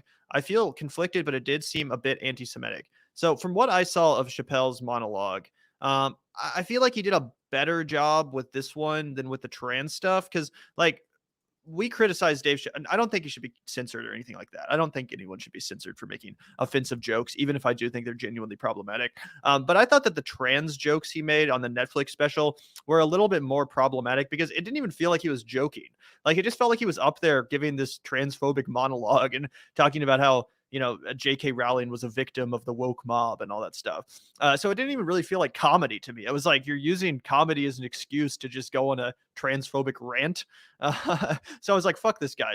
This is lame as fuck. With the SNL thing, I think he did a better job of making the content actually funny. So, you could say it's problematic, but if it's funny, people are going to care less, and it's going to be harder to cancel him or whatever, based on the fact that it actually felt like comedy and it actually felt like jokes. So when I was listening to his SNL, model, I was chuckling. I was like, LOL, that's actually pretty funny. Now, I'm not a Jewish person, and I'm sure a lot of Jewish people do think it stepped over the line. And if that's the case, then maybe that's a valid point. But I thought he did a much better job of actually making the content humorous, which is kind of all that matters in comedy, right? Yeah, that's the problem, right? Because it's like I heard that line and I laughed, right? Because he's like, for people who aren't familiar, the crux of the joke that everybody's upset about is he's like, I've been in this business a long time, I've been doing this forever, and I've learned, that there are two words in the English language that you can just never put together. And then he's like, wait for a second, the Jews, right? And it was a punchline and it was kind of funny. Again, I'm not a Jewish person. I'm not religious at all. But it didn't really feel like it came from a bad place. It didn't feel like it was super nasty. And I know people are very concerned with anti-Semitism right now. So I get it. I thought that he went in there though, and he did what a comedian typically is kind of expected to do. They went and said the quiet part out loud. They went and made a mockery. They just kind of poked fun at the situation entirely. And to be honest, I thought that this was way more successful, as you said, Gavin, at just being funny. A lot of times I would watch Dave Chappelle stand up and he would say shit and it wasn't quite funny. It just felt like reaching boomer kind of stuff. And I felt that way about Dave Chappelle's special before that, where his whole punchline was, I'm going to tell you what the punchline is now. It's kicked her right in the pussy. And I'm like, well, I don't fucking, that didn't make me laugh. That was a little okay, you kicked her in the pussy. Okay, whatever. Right. But this one I chuckled. So who am I to come out here and pearl clutch and be like, well, I did fucking laugh at that. Right. And I don't have any problem with people making jokes about trans people either. I don't think there's anything inherently wrong with that. I don't think anything should be off limits as a comedian. Again, it's just, I didn't think it was funny. Just coming out here and saying, oh, boohoo, J.K. Rowling is such a victim. And also I'm on Team TERF. Okay, what's the punchline? That's not a joke. You're just saying some shit that I disagree with. And that's gross to me. I'm not on Team TERF. So if you are, then I guess we're on opposite teams, bro. there's nothing really funny about that. If he had made a clever joke about trans people, I don't care. Like, I don't think any topic should be off limits as a comedian. And in fact, sometimes offensive comedy can be the most hilarious forms of comedy. Like, I'm a big fan of South Park, for example, a show that some annoying people on the left try to cancel. It's not very good anymore. But back in the day, South Park was the edgiest shit in the world. It was so fucking offensive. They went out of their way to be as offensive as possible, and it was amazing. But it was actually funny. It was actually funny. It didn't just sound like they were lecturing you about their, ideology. It was comedy. So that was the issue that I had with the first Dave Chappelle controversy. But this one, I feel like he did a better job of making his shit funny, which is, again, important if you're a comedian. Yeah, and the Matt and Trey is a great point, because it's like you can't really get mad at Dave Chappelle for the jokes he made unless you want to go ahead and get mad at like the Book of Mormon for going after those people for their religious beliefs and poking fun at them. And we all thought that the Book of Mormon was fucking hilarious. I still think it's hilarious. I still think all of the South Parks about like Scientology and all that kind of shit are Catholicism, whatever it is. To me, they're all a big fucking like scam. I'm not a religious person, but I understand there's like depth and culture and all that kind of shit that I'm not trying to undermine over here. I'm just saying from like a religion standpoint, it's like, okay, well, we're still like trying to fucking subscribe to shit that's thousands of years old. The GOP is in a no-win situation. I mean, I hope that's true, considering I don't want the GOP to win anything. But I don't know if they're in a no-win situation. I think that they might actually be able to. I worry that Ron DeSantis might be a formidable opponent against Joe Biden because he's so old and unlikable. And people are going to be like, you know what? Why don't we just get this young guy in? I don't agree with him on everything, but I just think that Joe Biden is just a fucking crusty bag of bones. And you're going to get guys like Joe Rogan that come out and say this time and time again. People with big audiences amongst swing voters. Like, I'm not talking about how Joe's going to convince the like whatever MAGA audience he has. But the middling voters, like all the people who are like, oh, I'm just on the fence, like I'm left or right, like whatever. Yeah, I think those people go to DeSantis over Biden. And who knows? But I don't think that they're in a no-win situation. I wouldn't count them out yet. It'll be interesting to see what happens. But it's definitely inopportune timing for them to have such a brutal and bloody civil war right when they need a unified most. Which I think the midterms are proof of that, right? The fact that this is all playing out and the civil war is going on between the lunatic MAGA people and the lunatic establishment people. Yeah, it's definitely inopportune timing, and it resulted in a bunch of Trump endorsed candidates becoming their nominees, who then went on to lose. Speaking of that, we're about to talk a little bit about Tulsi Gabbard here in a second. But speaking of Tulsi, before we get into her new gig, check this out, guys. This is funny as fuck. Remember all those candidates that Tulsi endorsed? She endorsed 12 candidates and finished with 3 wins. That's pretty funny. So Don Bolduc lost. Kari Lake lost. JD Vance squeaked it out, so he won. Adam Laxalt lost. Tudor Dixon lost. Tom Barrett taking the L. Blake Masters, fat L. Kristi Noem, W. Kristi Noem was obviously going to win. Fucking governor of South Dakota, whatever the fuck. Like, there was no chance she was going to lose. So whatever. Darren Bailey lost. Mike Lee win. Again, Mike Lee was going to win regardless. Joe Kent lost. John Gibbs lost. I guess if you're running for office, you don't want Tulsi Gabbard's endorsement. Imagine endorsing Blake Masters in the first place, guys. Oh my God. Imagine endorsing Don Bull. I could say that about all these people. I'm not going to go down the list, but I'm just like looking at this. I'm just like, wow, you endorsed Joe Biden like 10 minutes ago, and now this is where you're at. It's so pathetic. It's so obvious. And anybody that watches Tulsi Gabbard for any kind of commentary, you're a fucking mark. And she thinks you're stupid. She thinks you're dumber than rocks and that you can't see the obvious pivot that's happened in front of you. But we'll get into that more. I don't want to jump the gun. Absolutely. But yeah, I did think that was pretty fucking hilarious. Just backing all the losing fucking horses. And again, the ones she did back were like, obviously, the ones that did win were obviously going to win, with the slight exception of JD Vance, who was a little bit more contested, but still pretty obviously going to win. So yeah, that's pretty funny stuff. Thank you also. Oh, you already answered that one. Thank you, Jimmy. Yeah, Ron D coming out with his victim narrative. It'll be nice to see him and Trump compete to prove who's more persecuted. Yeah, especially if Trump literally gets indicted by the FBI, then that'll especially be funny. But Yeah, I mean, I don't know if he was going with a victim narrative. The way I saw his response to Trump was kind of just like, "I'm above it all, bro. Like, you're throwing bombs over here. I'm focused on the people of Florida. Like I'm focused on being the governor of Florida and delivering these W's for the people of my state." Which again is bullshit. Like, fuck Ron DeSantis, but that is, I think, more effective to just kind of be like, "I'm above this like mudslinging shit. I'm just trying to deliver the results," which, by the way, I did, because there was a red wave, just only in Florida. Yeah. And that's why everybody's eyes are on Ron DeSantis, Ronnie D, the man who was the Crimson Wave only occurred on the fucking armpit of America. Go fucking figure. But yeah, I also kind of read it the same way, where he's like, he's trying to divorce himself from the mudslinging so that he can present himself as the holier than thou candidate, the above the fray. Oh, Donald Trump is just a muckraker. Look, he didn't get anything done. He never built the wall. He never repealed and replaced Obamacare. He never secured our borders. He never, X, Y, and Z. He couldn't even get us out of the war. We had to get Joe Biden to get us out of the war, whatever it is. That, Ron DeSantis probably wouldn't say that, because I think he was one of the guys that was like, "We're withdrawing from Afghanistan's a disaster." So I don't know how it'll all go, but I didn't read it as a victim narrative, more as like a holier than thou kind of approach. Right. But anyway, really appreciate the $4.99. And it will be nice to see them compete to prove who's more persecuted again, especially if Trump gets indicted, which is a very likely possibility. Thank you also, Mike H, for the $2. South Park's still excellent. Yeah. It's not like terrible. It's not unwatchable. I just think that compared to the earlier seasons, and admittedly, I'm not caught up. Like, I haven't been watching the latest shit, but the last time I did tune in, which was like a couple of years ago, I just remember being like, like, it seems a little bit declawed. It seems like they're a little bit afraid to go as far as they used to be as edgy as they, because it used to be so goddamn edgy. Like, there is no way majority of that shit would have flown in the current year.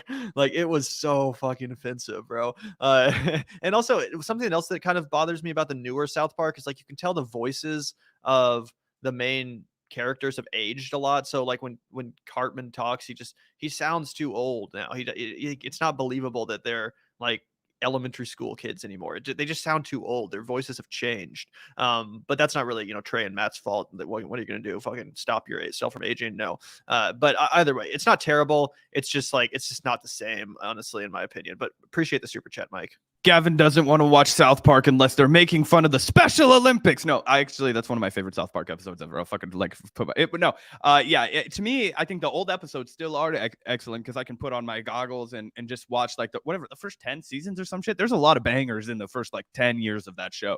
I actually remember like one of my earliest memories when I was a kid. I'm pretty sure my dad had one of the South Park games on like PlayStation 1. So that's how far back this shit goes. But anyway, shout out to you. Yeah, I saw somebody that brought out how like South Park outed Tom Cruise as like a closeted gay man. That was also a big deal and fucking hilarious. You feel bad for the guy, but he's a Scientologist, so not that bad. Yeah, that's a great episode. There's so many great South Park episodes. We were talking about the one about Mel Gibson and the Passion of the Christ. Check that one out. If you haven't seen the episode about Mel Gibson's Passion of the Christ, amazing shit. Amazing shit. Watch that shit now. Anyway, thank you, Mike. Really the Uncle Fucker song, that was hilarious. Yeah, well, that was from the movie, which is brilliant. The film is so good. Anyway, thank you so much, MX Row, for the $1.99. What do you think about I love Gavin Newsom. He's my favorite Democrat. No, I'm just kidding. Yeah, not a big Gavin Newsom fan myself. He's just such a normie Democrat. Like, he's just the personification of like an establishment Democrat. I think one time Shoe1Head tweeted about like how he seems like a Democratic president from a like late 90s, early 2000s movie. And I've never been able to get that out of my head. Like, he seems like a fake president that you would see in a movie, which is just so accurate, because it's not like he really has anything substantially like that really separates him from other Democrats when it comes to substance. It's not like he's out here being like Medicare for all, or like he doesn't have like a key issue. He just kind of seems like a normie ass Democrat. So I'm not a huge fan of him. I don't think he would be terribly successful in an election. He's just a very boring guy. Yeah, I mean, he has a really carved out a lane for himself in California. I think he was like mayor of San Francisco before he was governor. I don't have anything really policy-wise that we really agree on. I don't think he's doing nearly enough for the working people of California. Obviously, with the way that housing is going in California, there's just so much that a guy needs to be done. He's just a textbook neoliberal. He's also just kind of like a selfish piece of shit, a real narcissist. Like, I remember when like everybody was starving and there were massive like long lines of food because they shut down because of COVID, the entire state of California. But then this dude's out like at the French Laundry with all of his yuppie friends, eating at the most expensive restaurant in California.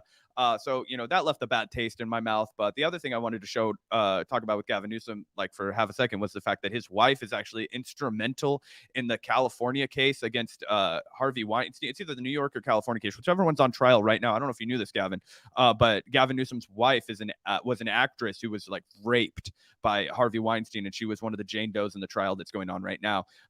So, solidarity with her on that front, because Harvey Weinstein's a vile monster, and it is hard for women to go up on trial and speak out against him and look at their fucking assailant and have all of that shit go down. So, that is what it is. Yeah, fuck Harvey Weinstein. Also, wasn't his like ex-wife or ex-girlfriend? Isn't she now like a crazy Trump supporter? You know who I'm talking about? That one lady that was like wilding out at the RNC that one year. Kimberly Guilfoyle. Yeah. That's what it is. She's wild, dude. She's like just a freaking unhinged person. And apparently they used to date or be married. They were married. Yeah. So interesting how that shit works out. What? Oh, I'm just curious how old he is. I would guess like 55. Okay. 55. He just looks like a fake politician that was like like an AI generated politician. You know what I'm saying? Like he just seems fake. Like he's definitely not like he might be electable. I mean, clearly he won in California.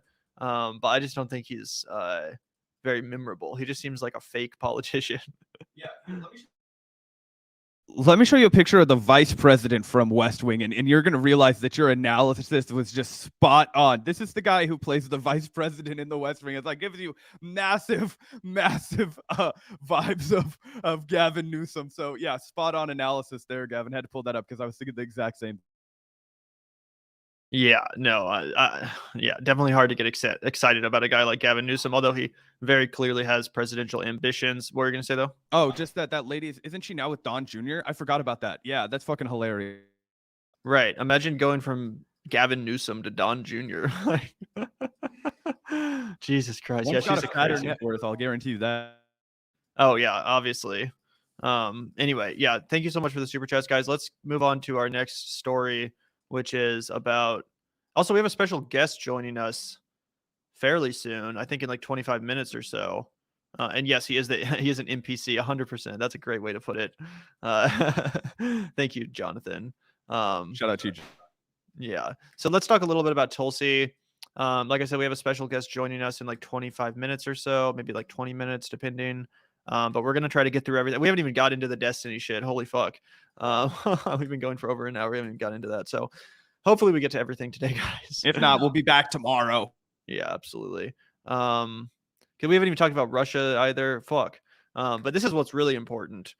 Tulsi Gabbard officially joining Fox News as a paid contributor. And I think she was already being paid by them. You don't think she was being paid at all? Like she's literally just doing all those appearances for free, pro bono. Typically, when you get invited on Fox News as a guest, so she would have been paid as a contractor for when she filled in directly for Tucker Carlson. But if you just go to be on a panel, or if you just go to be interviewed by Tucker for like 15 minutes, that they don't pay you because it's like journalistic malpractice. So like when Salisa went on Tucker, they'll like send a car for you, they'll like send you a makeup guy, they'll do all these things. But I don't think you typically actually get paid. But she was on there so much. Yeah. Auditioning. Yeah, I mean, I guess it was definitely beneficial for her career. Now she is where she is, but like I have to imagine she was like on like a retainer or something, like we'll hit you up whenever and you'll be available kind of a thing. But not like quite officially a contributor. Either way, that's crazy if they weren't paying her because she did so many appearances. Like she's like a fucking Fox News fixture now. She's literally like a regular on Fox News. And now she is officially a contributor. She has inked a deal with Fox. Spokesperson confirmed for Fox Gabbard's hiring on Tuesday. Former Democratic representative from Hawaii ran for the nomination for president in 2020, emerged as a leading critic of liberal since, campaigning with a number of Trump-backed Republicans who all fucking lost, by the way, during the recent midterm election cycle. Former Congresswoman has made regular appearances on the network over the last several months, and on Monday served as a guest host of Tucker Carlson Tonight, the channel's top-rated primetime program. I don't think she's as good as Tucker, though. Like, obviously, fuck them both. They're both vile, disgusting fascists. But I don't think she's nearly as compelling as someone like Tucker. I think she's actually pretty boring to listen to. Do you agree with that? Oh yeah, look, say what you will about Tucker. I have nothing but like fucking disdain and derision for every single ounce of his politics and his worldview. But the guy has a rhetorical strategy that he's really refined over the years. It's a lie to go out. It would be like telling people that Donald Trump in 2016 was a bad communicator. That's just a fucking lie. Why would I come out here and lie to you? There's a very specific way in which Tucker Carlson communicates to his audience. And he wants you to know that he's out here asking those questions, you know? What do you think about that? Because by my estimation, what the American people want and what these woke liberals want, it's not the same thing. Would you agree with that? Right. Also, that's pretty funny. Another hire has been announced. Wow.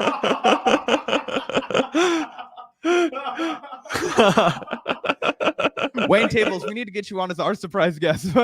That's good. That's pretty funny fucking shit, dude. Anyway, yeah, kind of what I was talking about here.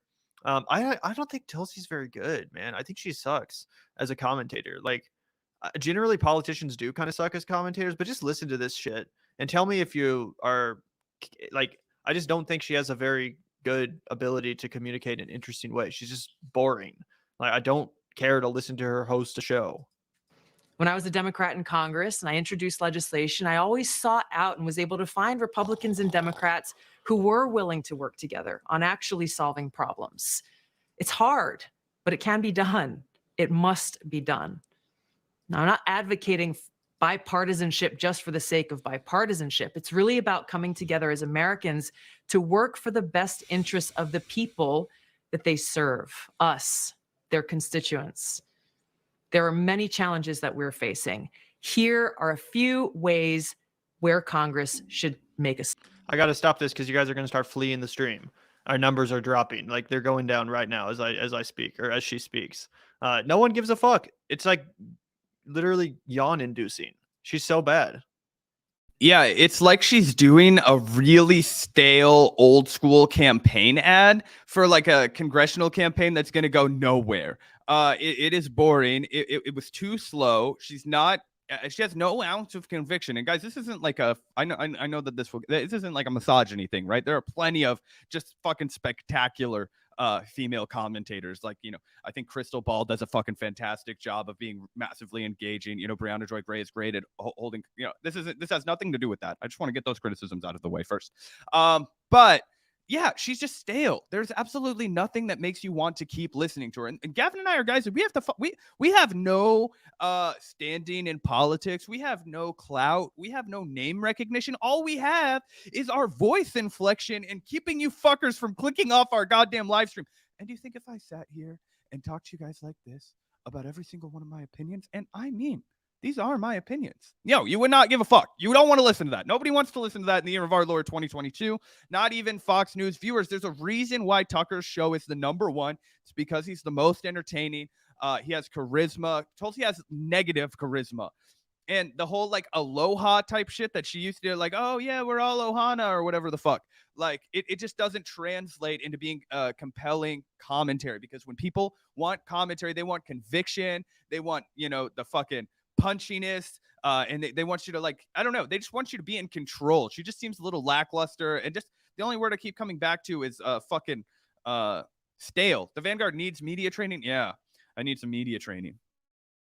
Yeah, you also need to stop being such a fucking misogynist. I can't believe you're out here just taking shits on strong women girl bosses. Yeah, hate to see a girl boss winning. Yeah. Also, thank you so much, Bookworm Skates, for the $1.99 special guest plus long stream hype. Hell yeah, bro. Hell yeah. Hope you're enjoying it so far. We're just getting started. We have some more good shit and special guests joining us very shortly.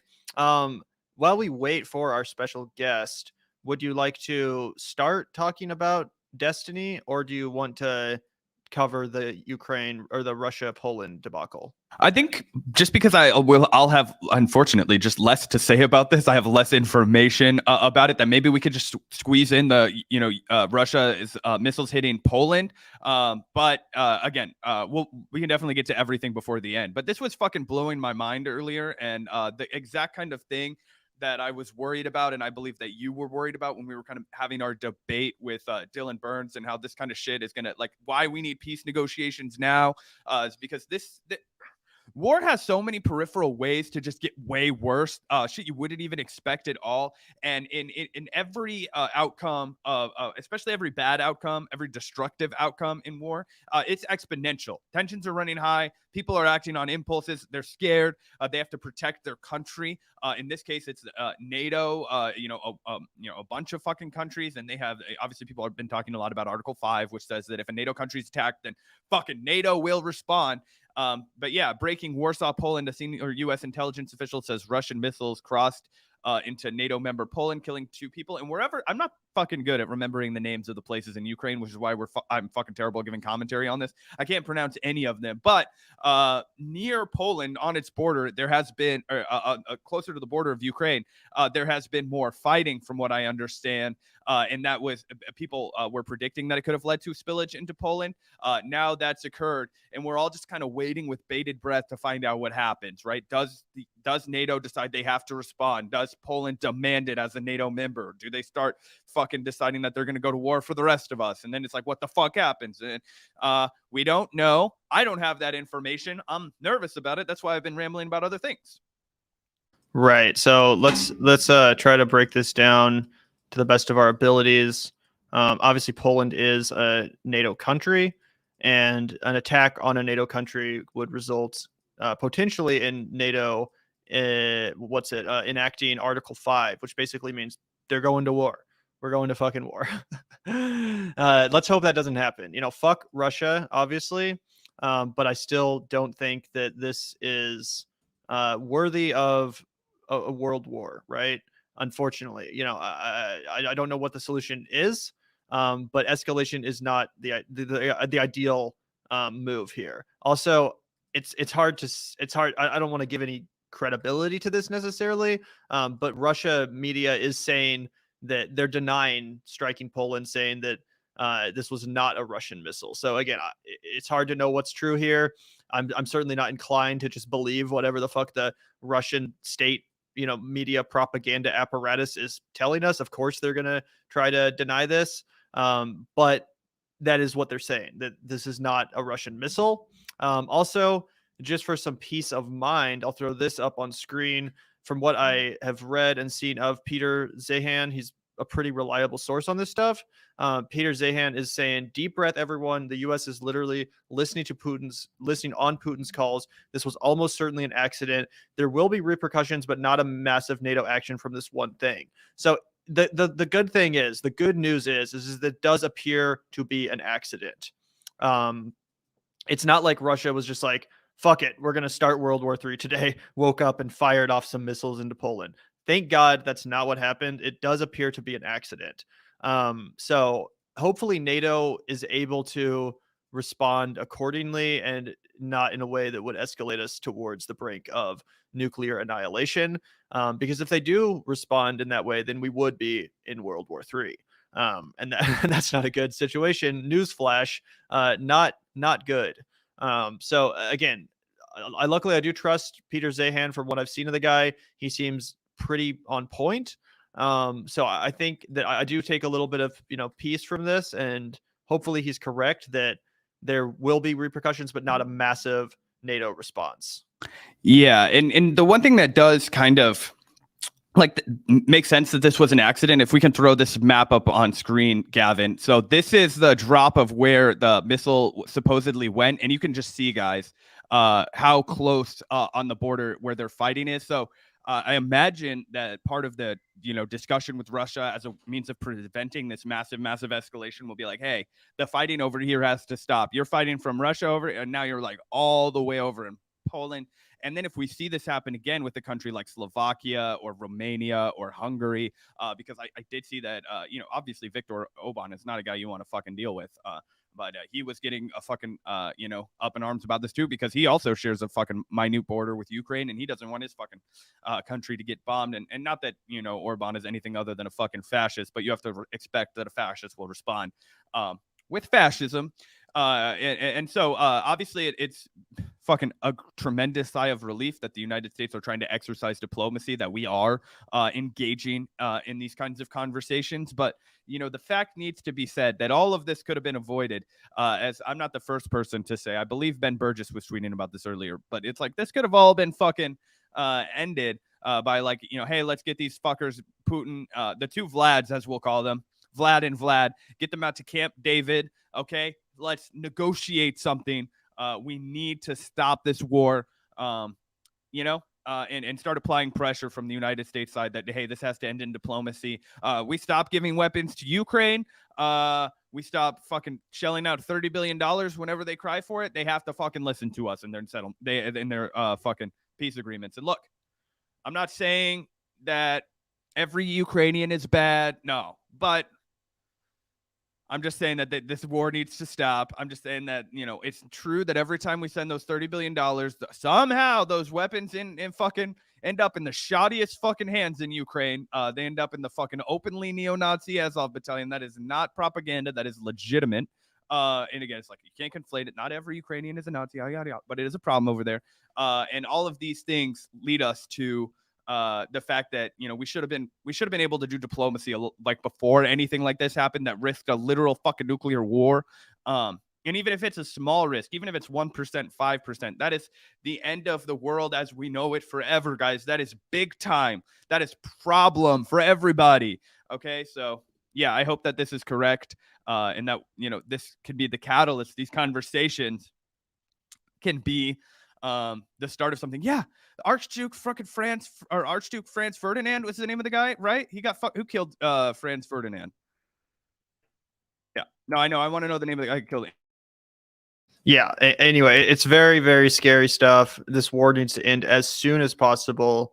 You guys know that we're not in the defend Russia camp and Putin is based and this is actually a just war. Fuck that shit. And fuck anyone that's been doing propaganda for Russia and excusing their military campaign in Russia. I think that's unexcusable. But also, yeah, this war needs to end as soon as possible. We should not be facilitating any sort of escalation at this point, only diplomacy. So that's my stance on the issue. This is absolutely terrifying. Hopefully Peter Zahan is correct that because of the fact that this was an accident, there won't be massive NATO repercussions or reactions. I think that's definitely the preferable and less escalatory route. But this is not good. And this is literally why this war needs to end ASAP, because just a tiny little mistake like this could end in the death of us all. Yep, and the dude's name I was thinking was Gavrilo Princip. You can trace World War I back to one fucking guy, and his name's Gavrilo Princip, and he was not an aristocrat. He was just a regular class fucking assassin. So anyway, it can really spiral out of control from any kind of... The butterfly effect is real when it comes to these, geopolitical fucking negotiation and all of that shit. It you know, never know what the spark is going to be that ignites something fucking... yeah, Gabriel Princip, RIP, you scoundrel. Exactly. Yeah, exactly. So we're gonna get to the Destiny stuff in a second here. Well, in a little bit, assuming we have time. I think we'll have time. The movie's at 7, right? Zach and I are going to a movie at 7. It's 4:30 right now. We're about to chat with our special guest for probably like 20-30 minutes, I imagine. We'll see. And then we're gonna get to the Destiny stuff. That'll be fun. But yeah, our special guest for today's live stream is Renee Johnston, who's coming back on the Vanguard for I think the 3rd time now. Good friend of the show, and we're going to be talking a little bit about Joe Biden's marijuana pardons, which still have not gone into effect, suspiciously enough. She's been doing some great reporting on this on Twitter and over at her Substack, which we can link to in the chat. We throw that up there because Renee wrote a great article on this very subject, and we're going to be talking about that and some recent developments. So we're about to introduce Renee. Thank you so much, Michael, for the $5. Why do you always have to throw so many caveats about how he's super? Because he's literally fucking doing a war. As an anti-war person, I am against wars and belligerent warring countries that are engaging in war. Like, that's why, bro. No one's saying, yeah, but a lot of people on the left do defend him and defend this war and say that it's somehow justified when it's absolutely not. And although we can discussed the ways that America and NATO have escalated the situation too. We can't take away blame from Russia. They can stop this war at any point and bring us back from the brink of nuclear annihilation. Yeah, it's kind of like why I gave a bunch of caveats about how I think Donald Trump and Ron DeSantis are both pieces of shit before I went ahead and like tried to neutrally analyze it so that it doesn't come across like I'm cheerleading for one of them. And yeah, I mean, I don't know, Michael, I might, ask you to look deep within yourself and ask you why it triggers you when we give caveats about why we hate Putin. Exactly. He's literally risking the lives of everyone on the fucking planet. Fuck that guy. The U.S. Yeah, I hate our fucking military too. Of course, I hate all warlords. People are literally fucking dying, innocent people. Anyway, thank you, Michael, for the $5. Regardless, appreciate the $5, man. And yeah, without further ado, let's introduce to our audience and to our stream again for the third time, I believe. Renee Johnston, how you doing, Renee? I'm good. How are you guys doing? Good. Thanks for taking the time to chat with us today. Of course. So, as Gavin mentioned, I think we're having you on today to talk about the fact that Biden made some pretty lofty promises about marijuana pardoning. Gavin and I were, hey, it's better than nothing. But what was your take on all that? You've obviously done some writing. We linked to your Substack in the chat. Right. And so I'll just say, like, I'm not a journalist. I'm just nosy, right? So when the announcement was made initially, I was like, oh, all right, that's kind of cool. He's going to pardon some people. And then I started poking around. And then I found out that at max, he was pardoning 6,500 people, perhaps some more people in DC. They weren't real clear about that. And then I started looking at pardons, which are not expungements, right? Because people confuse those two things. Then I realized that there's no one in prison right now on simple marijuana charges. So we're not taking anybody out of prison. Then I realized that there's an application to get a pardon. So it's not like I'm going to pardon these people and they just get a pardon, right? They have to apply. So then I start poking around in the applications, which are absurd. Like, if you just want to get a presidential pardon and you have like no background reason for it, like it's not something that's set out, it is a whole process that includes a whole lot of information that I don't even know if people ever fill this form out. It's so absurd.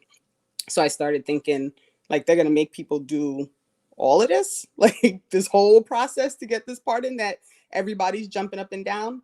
And then I started really thinking about, how we got to this place where marijuana became this thing where people were literally life in prison because of marijuana. So if you start backtracking, not just to the 1994 crime bill, but before that, right, the two preceding crime bills that Biden was a part of, and you start to understand that everything kind of fed into 1994 crime bill, right? So you start with making marijuana one of those super illegal drugs that people can go to jail for. Then you start putting in mandatory minimums for people who are going to jail for drug use or drug possession. Then you start, three shots and you're out. So now if you have two things already on your record and you get caught with marijuana, now you're going to jail for life, right? For the marijuana charge. So when I started really putting all of that together, I got frustrated because I feel like this is what always happens, right? They make these announcements and people get excited and they jump up and down and, oh, he's going to do this thing and he said this thing and this thing is going to happen. And nobody really takes the time to sort of dig in and understand what it really, really means. And what this really, really meant was maybe 6,500 people, maybe a little bit more, were going to be able to fill out an application with the government to request a piece of paper that they can then have with them if at point they needed to, because you still have to tell people you have this record, right? Let's be clear. If you get a pardon, you still have to notify. If someone says, do you have this, this crime on your record, you still have to tell them you have it. Yeah, you just have the piece of paper. Box. Right. You still have to check the box, but you just have this piece of paper, this certificate that you can then present along with the thing that's with the box check to say, oh, but I got this pardon from Biden. Like, What is that doing? Right. That's a great point. And as you also pointed out on Twitter, you said when I pointed out my lack of enthusiasm for the Biden marijuana pardons, people were not happy. It's been over a month, and people who might have qualified for this most minimal level of relief still can't even apply. I wonder if the people who are mad are paying attention. So why do you think that is? You know, he announces this. I It's literally crazy. have no idea. It's crazy to me. I feel like if this was serious, right? If this was really something that anybody was trying to make happen so that they could provide this minimum amount of relief to people who qualified, the application would have been ready, because there's already a pardon application that exists. I mean, it's shit. Like, it's a lot of work, right? But it already exists. So you would think that they would already have the application ready. So what gave it away to me was he did his announcement, but I pulled up the actual like executive order that he signed. And in the executive order, what he does is he tells the Department of Justice to create a process for people to apply for the pardon. And I was like, he didn't say all that in his announcement. Like, he didn't say, you know, we're going to put this thing in place so people can, you know, jump through their hoops to make sure they get their piece of paper. He made it sound as if, you know, we're going to pardon, and not for nothing. He said what he said, and what he said was true. He wrote an executive order that was going to pardon people who had been previously jailed or had a record for the, you know, for that position, that possession charge, right? But they didn't give any detail. So then everybody got excited, right? Oh, he's going to pardon people. And then people started assuming that just because he was going to pardon people, that means people are going to get out of jail. Well, there's zero people who were in jail for simple marijuana possession on the federal level. Zero. That's what stood out to me so much about this is like you read it and like anybody who knows like this much. I'm not a smart guy, never went to law school, never did any of that shit. But as soon as I read this as somebody who smoked a lot of pot and been afraid of getting arrested, is I was like, the feds don't come after you unless you're moving like a fucking shitload of weight. You have to be moving shit through the mail. You have to have a whole thing together. Like the federal. Actually, you know what though? That's not true. So this is where it gets tricky, because when you qualify for this pardon, the only thing that it will pardon you for is if you have the singular record of simple marijuana possession, which I feel like is very uncommon from the Fed. So I mean, 6,500 people, that, you know, it's not I mean, it's nothing in comparison to the amount of people who are on the state level, 100%. But the reason it's only 6,500 people is because if you get arrested for something else, let's say you got arrested for drunk and disorderly, and they caught you with marijuana in your pocket, right? You have both charges now. You can only have the one. So if you have the dual charge, you don't qualify for the pardon, right? So if you pled down, right, you got caught with marijuana and cocaine and you were drunk and you had the three things and you pled down, right? Then maybe you only pled down to the simple marijuana possession. So now you only have the one charge. Like there's so many pieces to it when you really think about like who qualifies for this relief. And the idea, so like there's someone sitting in federal prison when I was looking it up because he owned a dispensary in a state where marijuana is legal to sell. And he's in jail on the federal level for trafficking. But he's gonna stay there, right? Right. Yeah, that's totally crazy. Speaking of, I just saw this breaking just a couple hours ago, so I want to get your opinion on it as well, Renee. Apparently, Ilhan Omar, Alexandria Ocasio-Cortez, and Chuy Garcia have penned a strongly worded letter asking the president to pardon all simple marijuana possession offenses, regardless of immigration status, and reopen the immigration cases of those who were deported for marijuana-related offenses. And they link down here to this letter, which looks like it has signatures from a number of Congress people. That's 8 Congress people. Yeah, I don't know if you have an opinion on this. Hopefully that's successful. I kind of doubt it's going to be, especially now that the midterms have passed. It seems like Biden kind of just similar to the student loan debt was kind of like, oh, I'm going to pretend to do something. Right. And then as soon as the midterms are over, just kind of, oops, I hope you didn't think I was actually serious about that. But yeah, what's your take on this? So, I mean, I'm glad they're doing it, because one of the things that stood out to me also was the fact that it was only applicable for people who were here in the United States legally. So if you weren't a legal resident, if you didn't have your paperwork to be here and you have that charge, you can't qualify for the pardon, even if now that has gone away. And one of the things that I don't know if people understand is, when part of the 1994 crime bill, and this is part of why I said what I said in my initial tweet way back when it happened, is marijuana became a reason to prevent people from coming back into the country if they had been deported, right? It also became a reason to jail people who were here illegally, so, you know, quote unquote illegally, if they had a simple marijuana possession. So all of those people, none of them qualify for this level of relief. So I'm glad to see that they penned this letter, but I mean, no one's getting the pardon right now anyway. Like, like, okay, it's great. You know, maybe he'll add people to the list, but I don't see it happening. There's so many continued Trump policies with regard to immigration, and that no one even cares about. Like, he's going to care about this. He's not going to care about this. There's no way they're going to do anything with this. I mean, I could be wrong. No, yeah, I just don't see it happening. I would tend to agree with you, considering that's been par for the course, as we just mentioned, for the entire Biden administration, right? It has been half measures and inconclusive results. Like, remember when for like 4 or 5 months, all the talk was about the Build Back Better infrastructure type of all kinds of stuff. And then we ended up getting like this paltry, like fucking 800 million, like in change infrastructure, the bipartisan infrastructure bill, and then nothing else. Seems like that's par for the course. Like, what, 6,500 people can apply to, you know, have their, you know, simple possession, you know, pardoned but not expunged, or, you know, you can think for 6 weeks that you're, you know, going to be $10,000 richer in the student debt you own, but they'll pull the rug out from under you. You know what I mean? Right. And this is always the trick, right? Like, they make these announcements, everybody starts talking about it. The media starts, oh, he's doing this thing.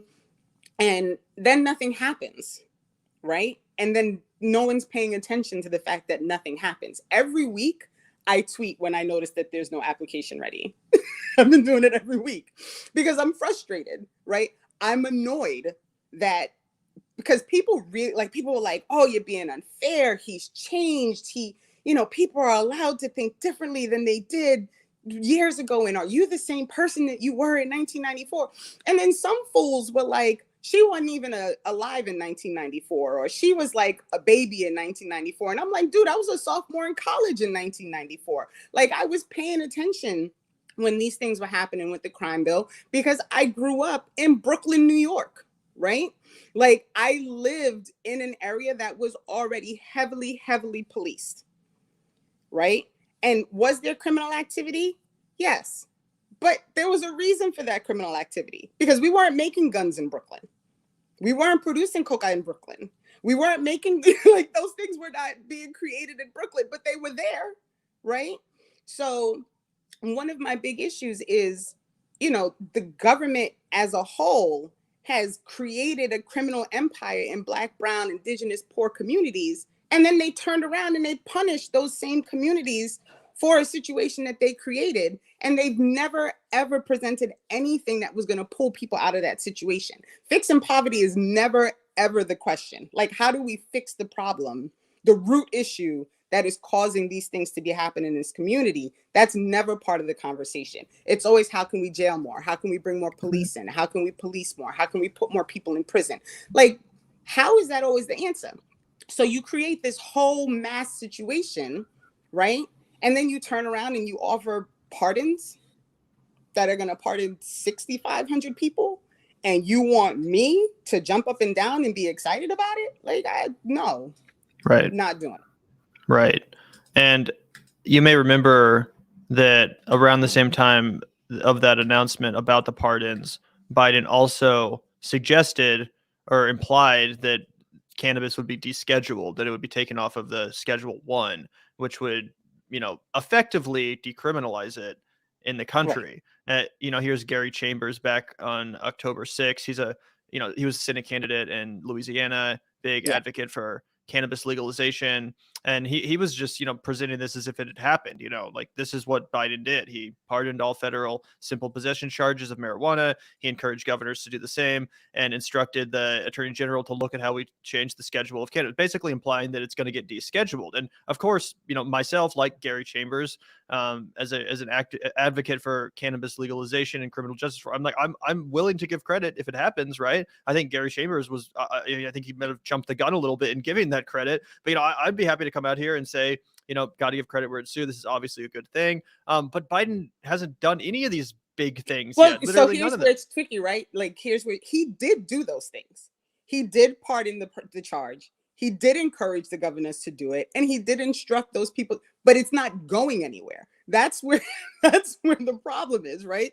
Like, I can stand up and make a speech and say, fuck it, anything. That don't mean anything's going to happen, right? And that's the part of it where I get frustrated with the way media presents things and people with, large followings present things. Like, you can say, okay, this is what he said, because it is what he said.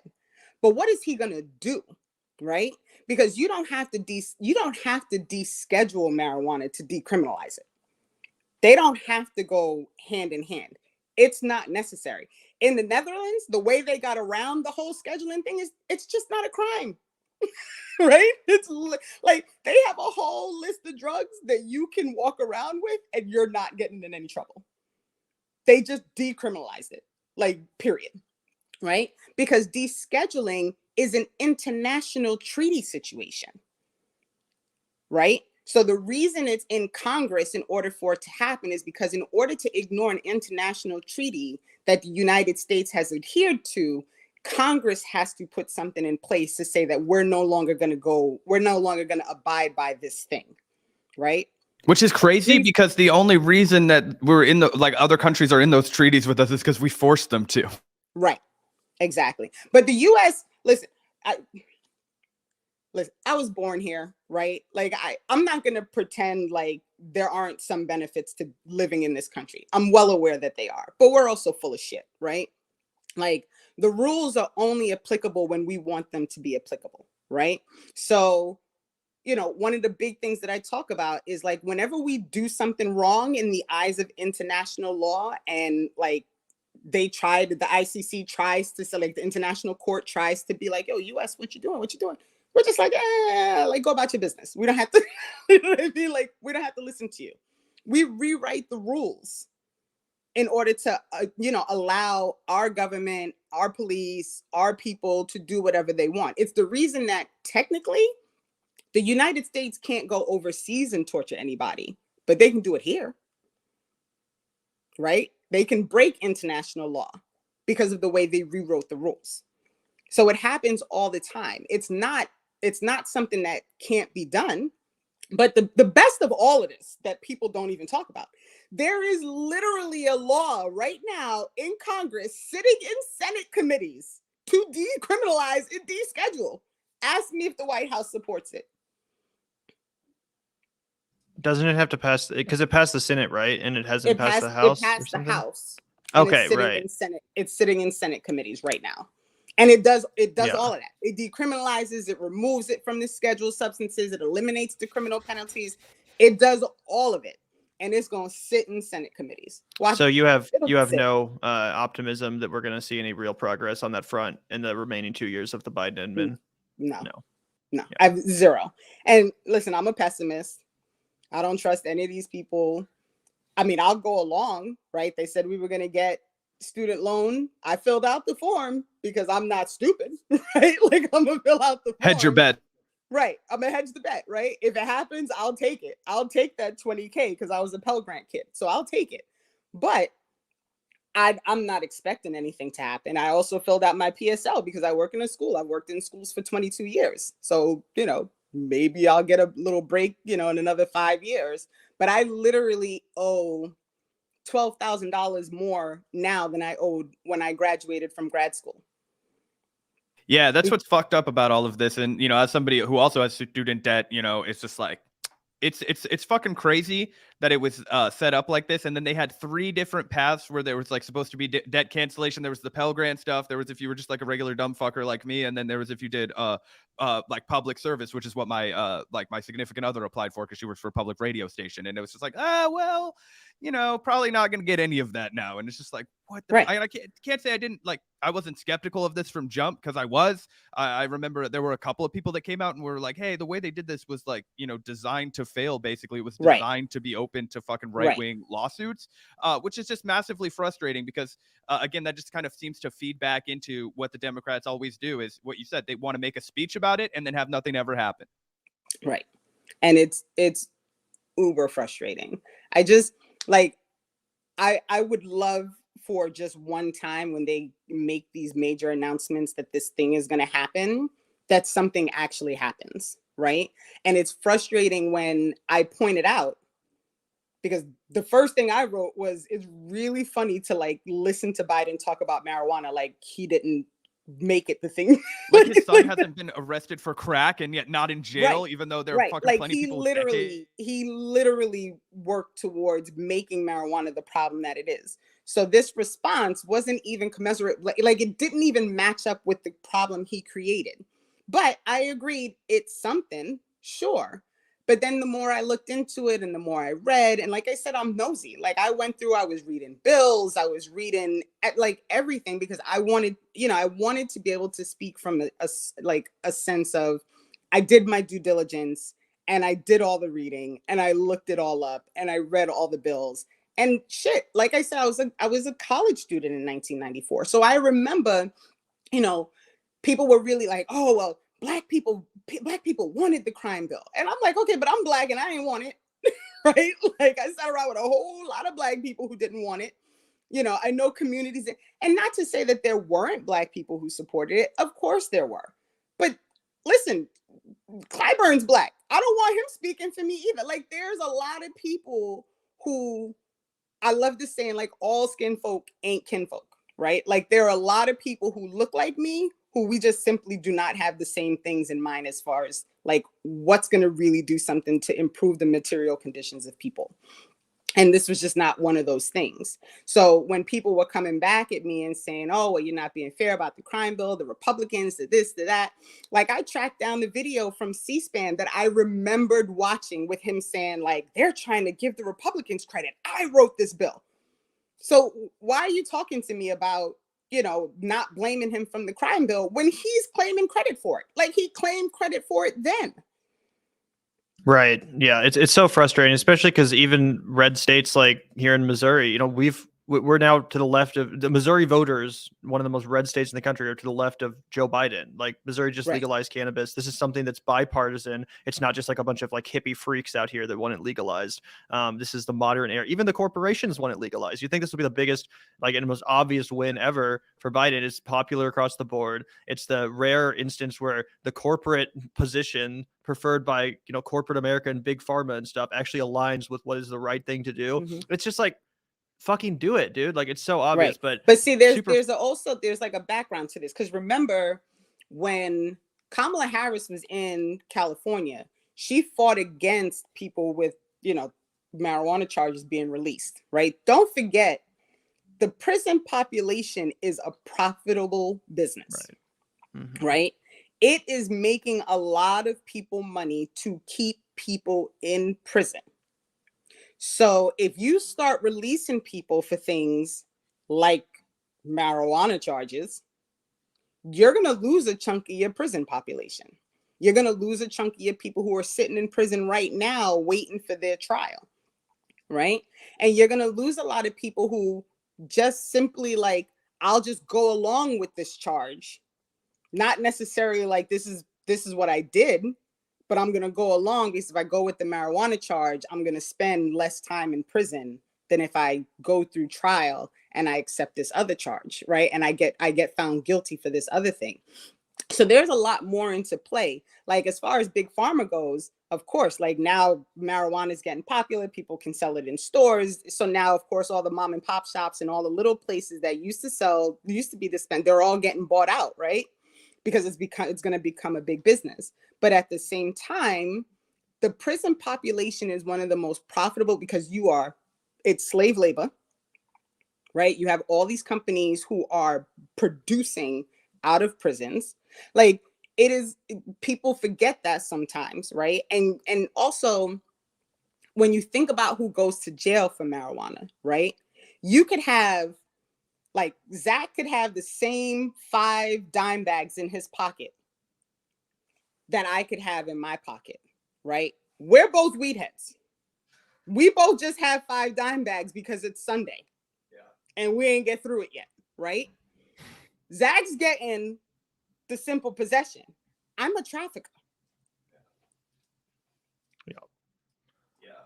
Well, either way, really appreciate the work you've been doing on this and raising awareness about this, because obviously a lot of people did come out here and just took Biden at his word and said, this is dope, Dank, Brandon, Rising, all that stuff, which were some kind of funny memes, admittedly. But still, we should be acknowledging the reality of this and doing follow-up stories when it doesn't actually play out like it was promised, and hold him accountable and say, what the fuck, bro? Like, you promised this.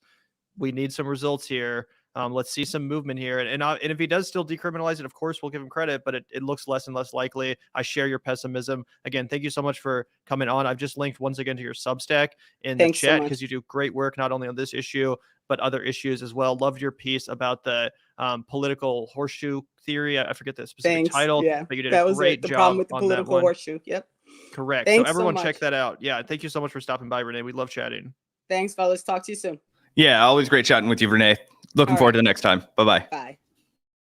Thanks, Renee. And yeah, everyone make sure to go check out Renee's Substack. She really does good work. Follow her on Twitter as well. Such a great voice. Really enjoyed that conversation. And it's just such bullshit, the whole Biden cannabis thing. Like, it's such an obvious win. But the Democrats are such fucking neoliberals that they have to means test everything and water everything down. It's like, why do you think you're so fucking unpopular, dude? Just do something right. Do something good. Yeah, and shout out to Renee for doing the fucking hardcore research, by the way. Like, I don't know very many people who do this for their job that will actually sit and read the whole fucking bill. I don't know. I like to get the Reader's Digest version, from Twitter and be like, yeah, there's some bullshit in there. Somebody else slooped that out. Like, Noam Chomsky read this and I believe his fucking analysis or whatever. No, I'm kidding. But you know what I mean? So for her to actually, have a full-time job that's not in media, to take the time to rigorously go through all of this, it says a lot about her. And it also says a lot about the Democratic Party, as you mentioned, Gavin, that they can't get the single fucking win.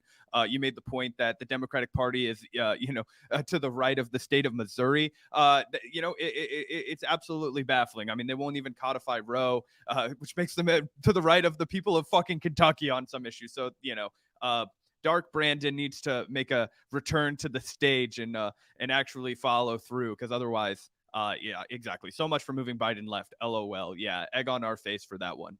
Not that, yeah, egg on my face, really. I mean, yeah. I don't think you were out here saying, like, we can move him left, though. You were just like, I don't want Trump to be president or whatever. But I thought we'd get the Iran deal, which still fucking have. Yeah. Anyway, yeah, shout out to Renee. Everyone go check out her Substack. Thank you so much, Brian. Also, thank you, Brian. Never trust any politicians. Absolutely true. So yeah, thanks everyone for tuning in. Do you want to just talk about the Destiny stuff tomorrow, Zach? Yeah, guys, after 2 hours, Gavin and I, so one of the things I really admire about guys like Destiny, Vosh, and Hassan, even though we politically disagree about everything, those guys are marathoners, okay? And Gavin and I are sprinters.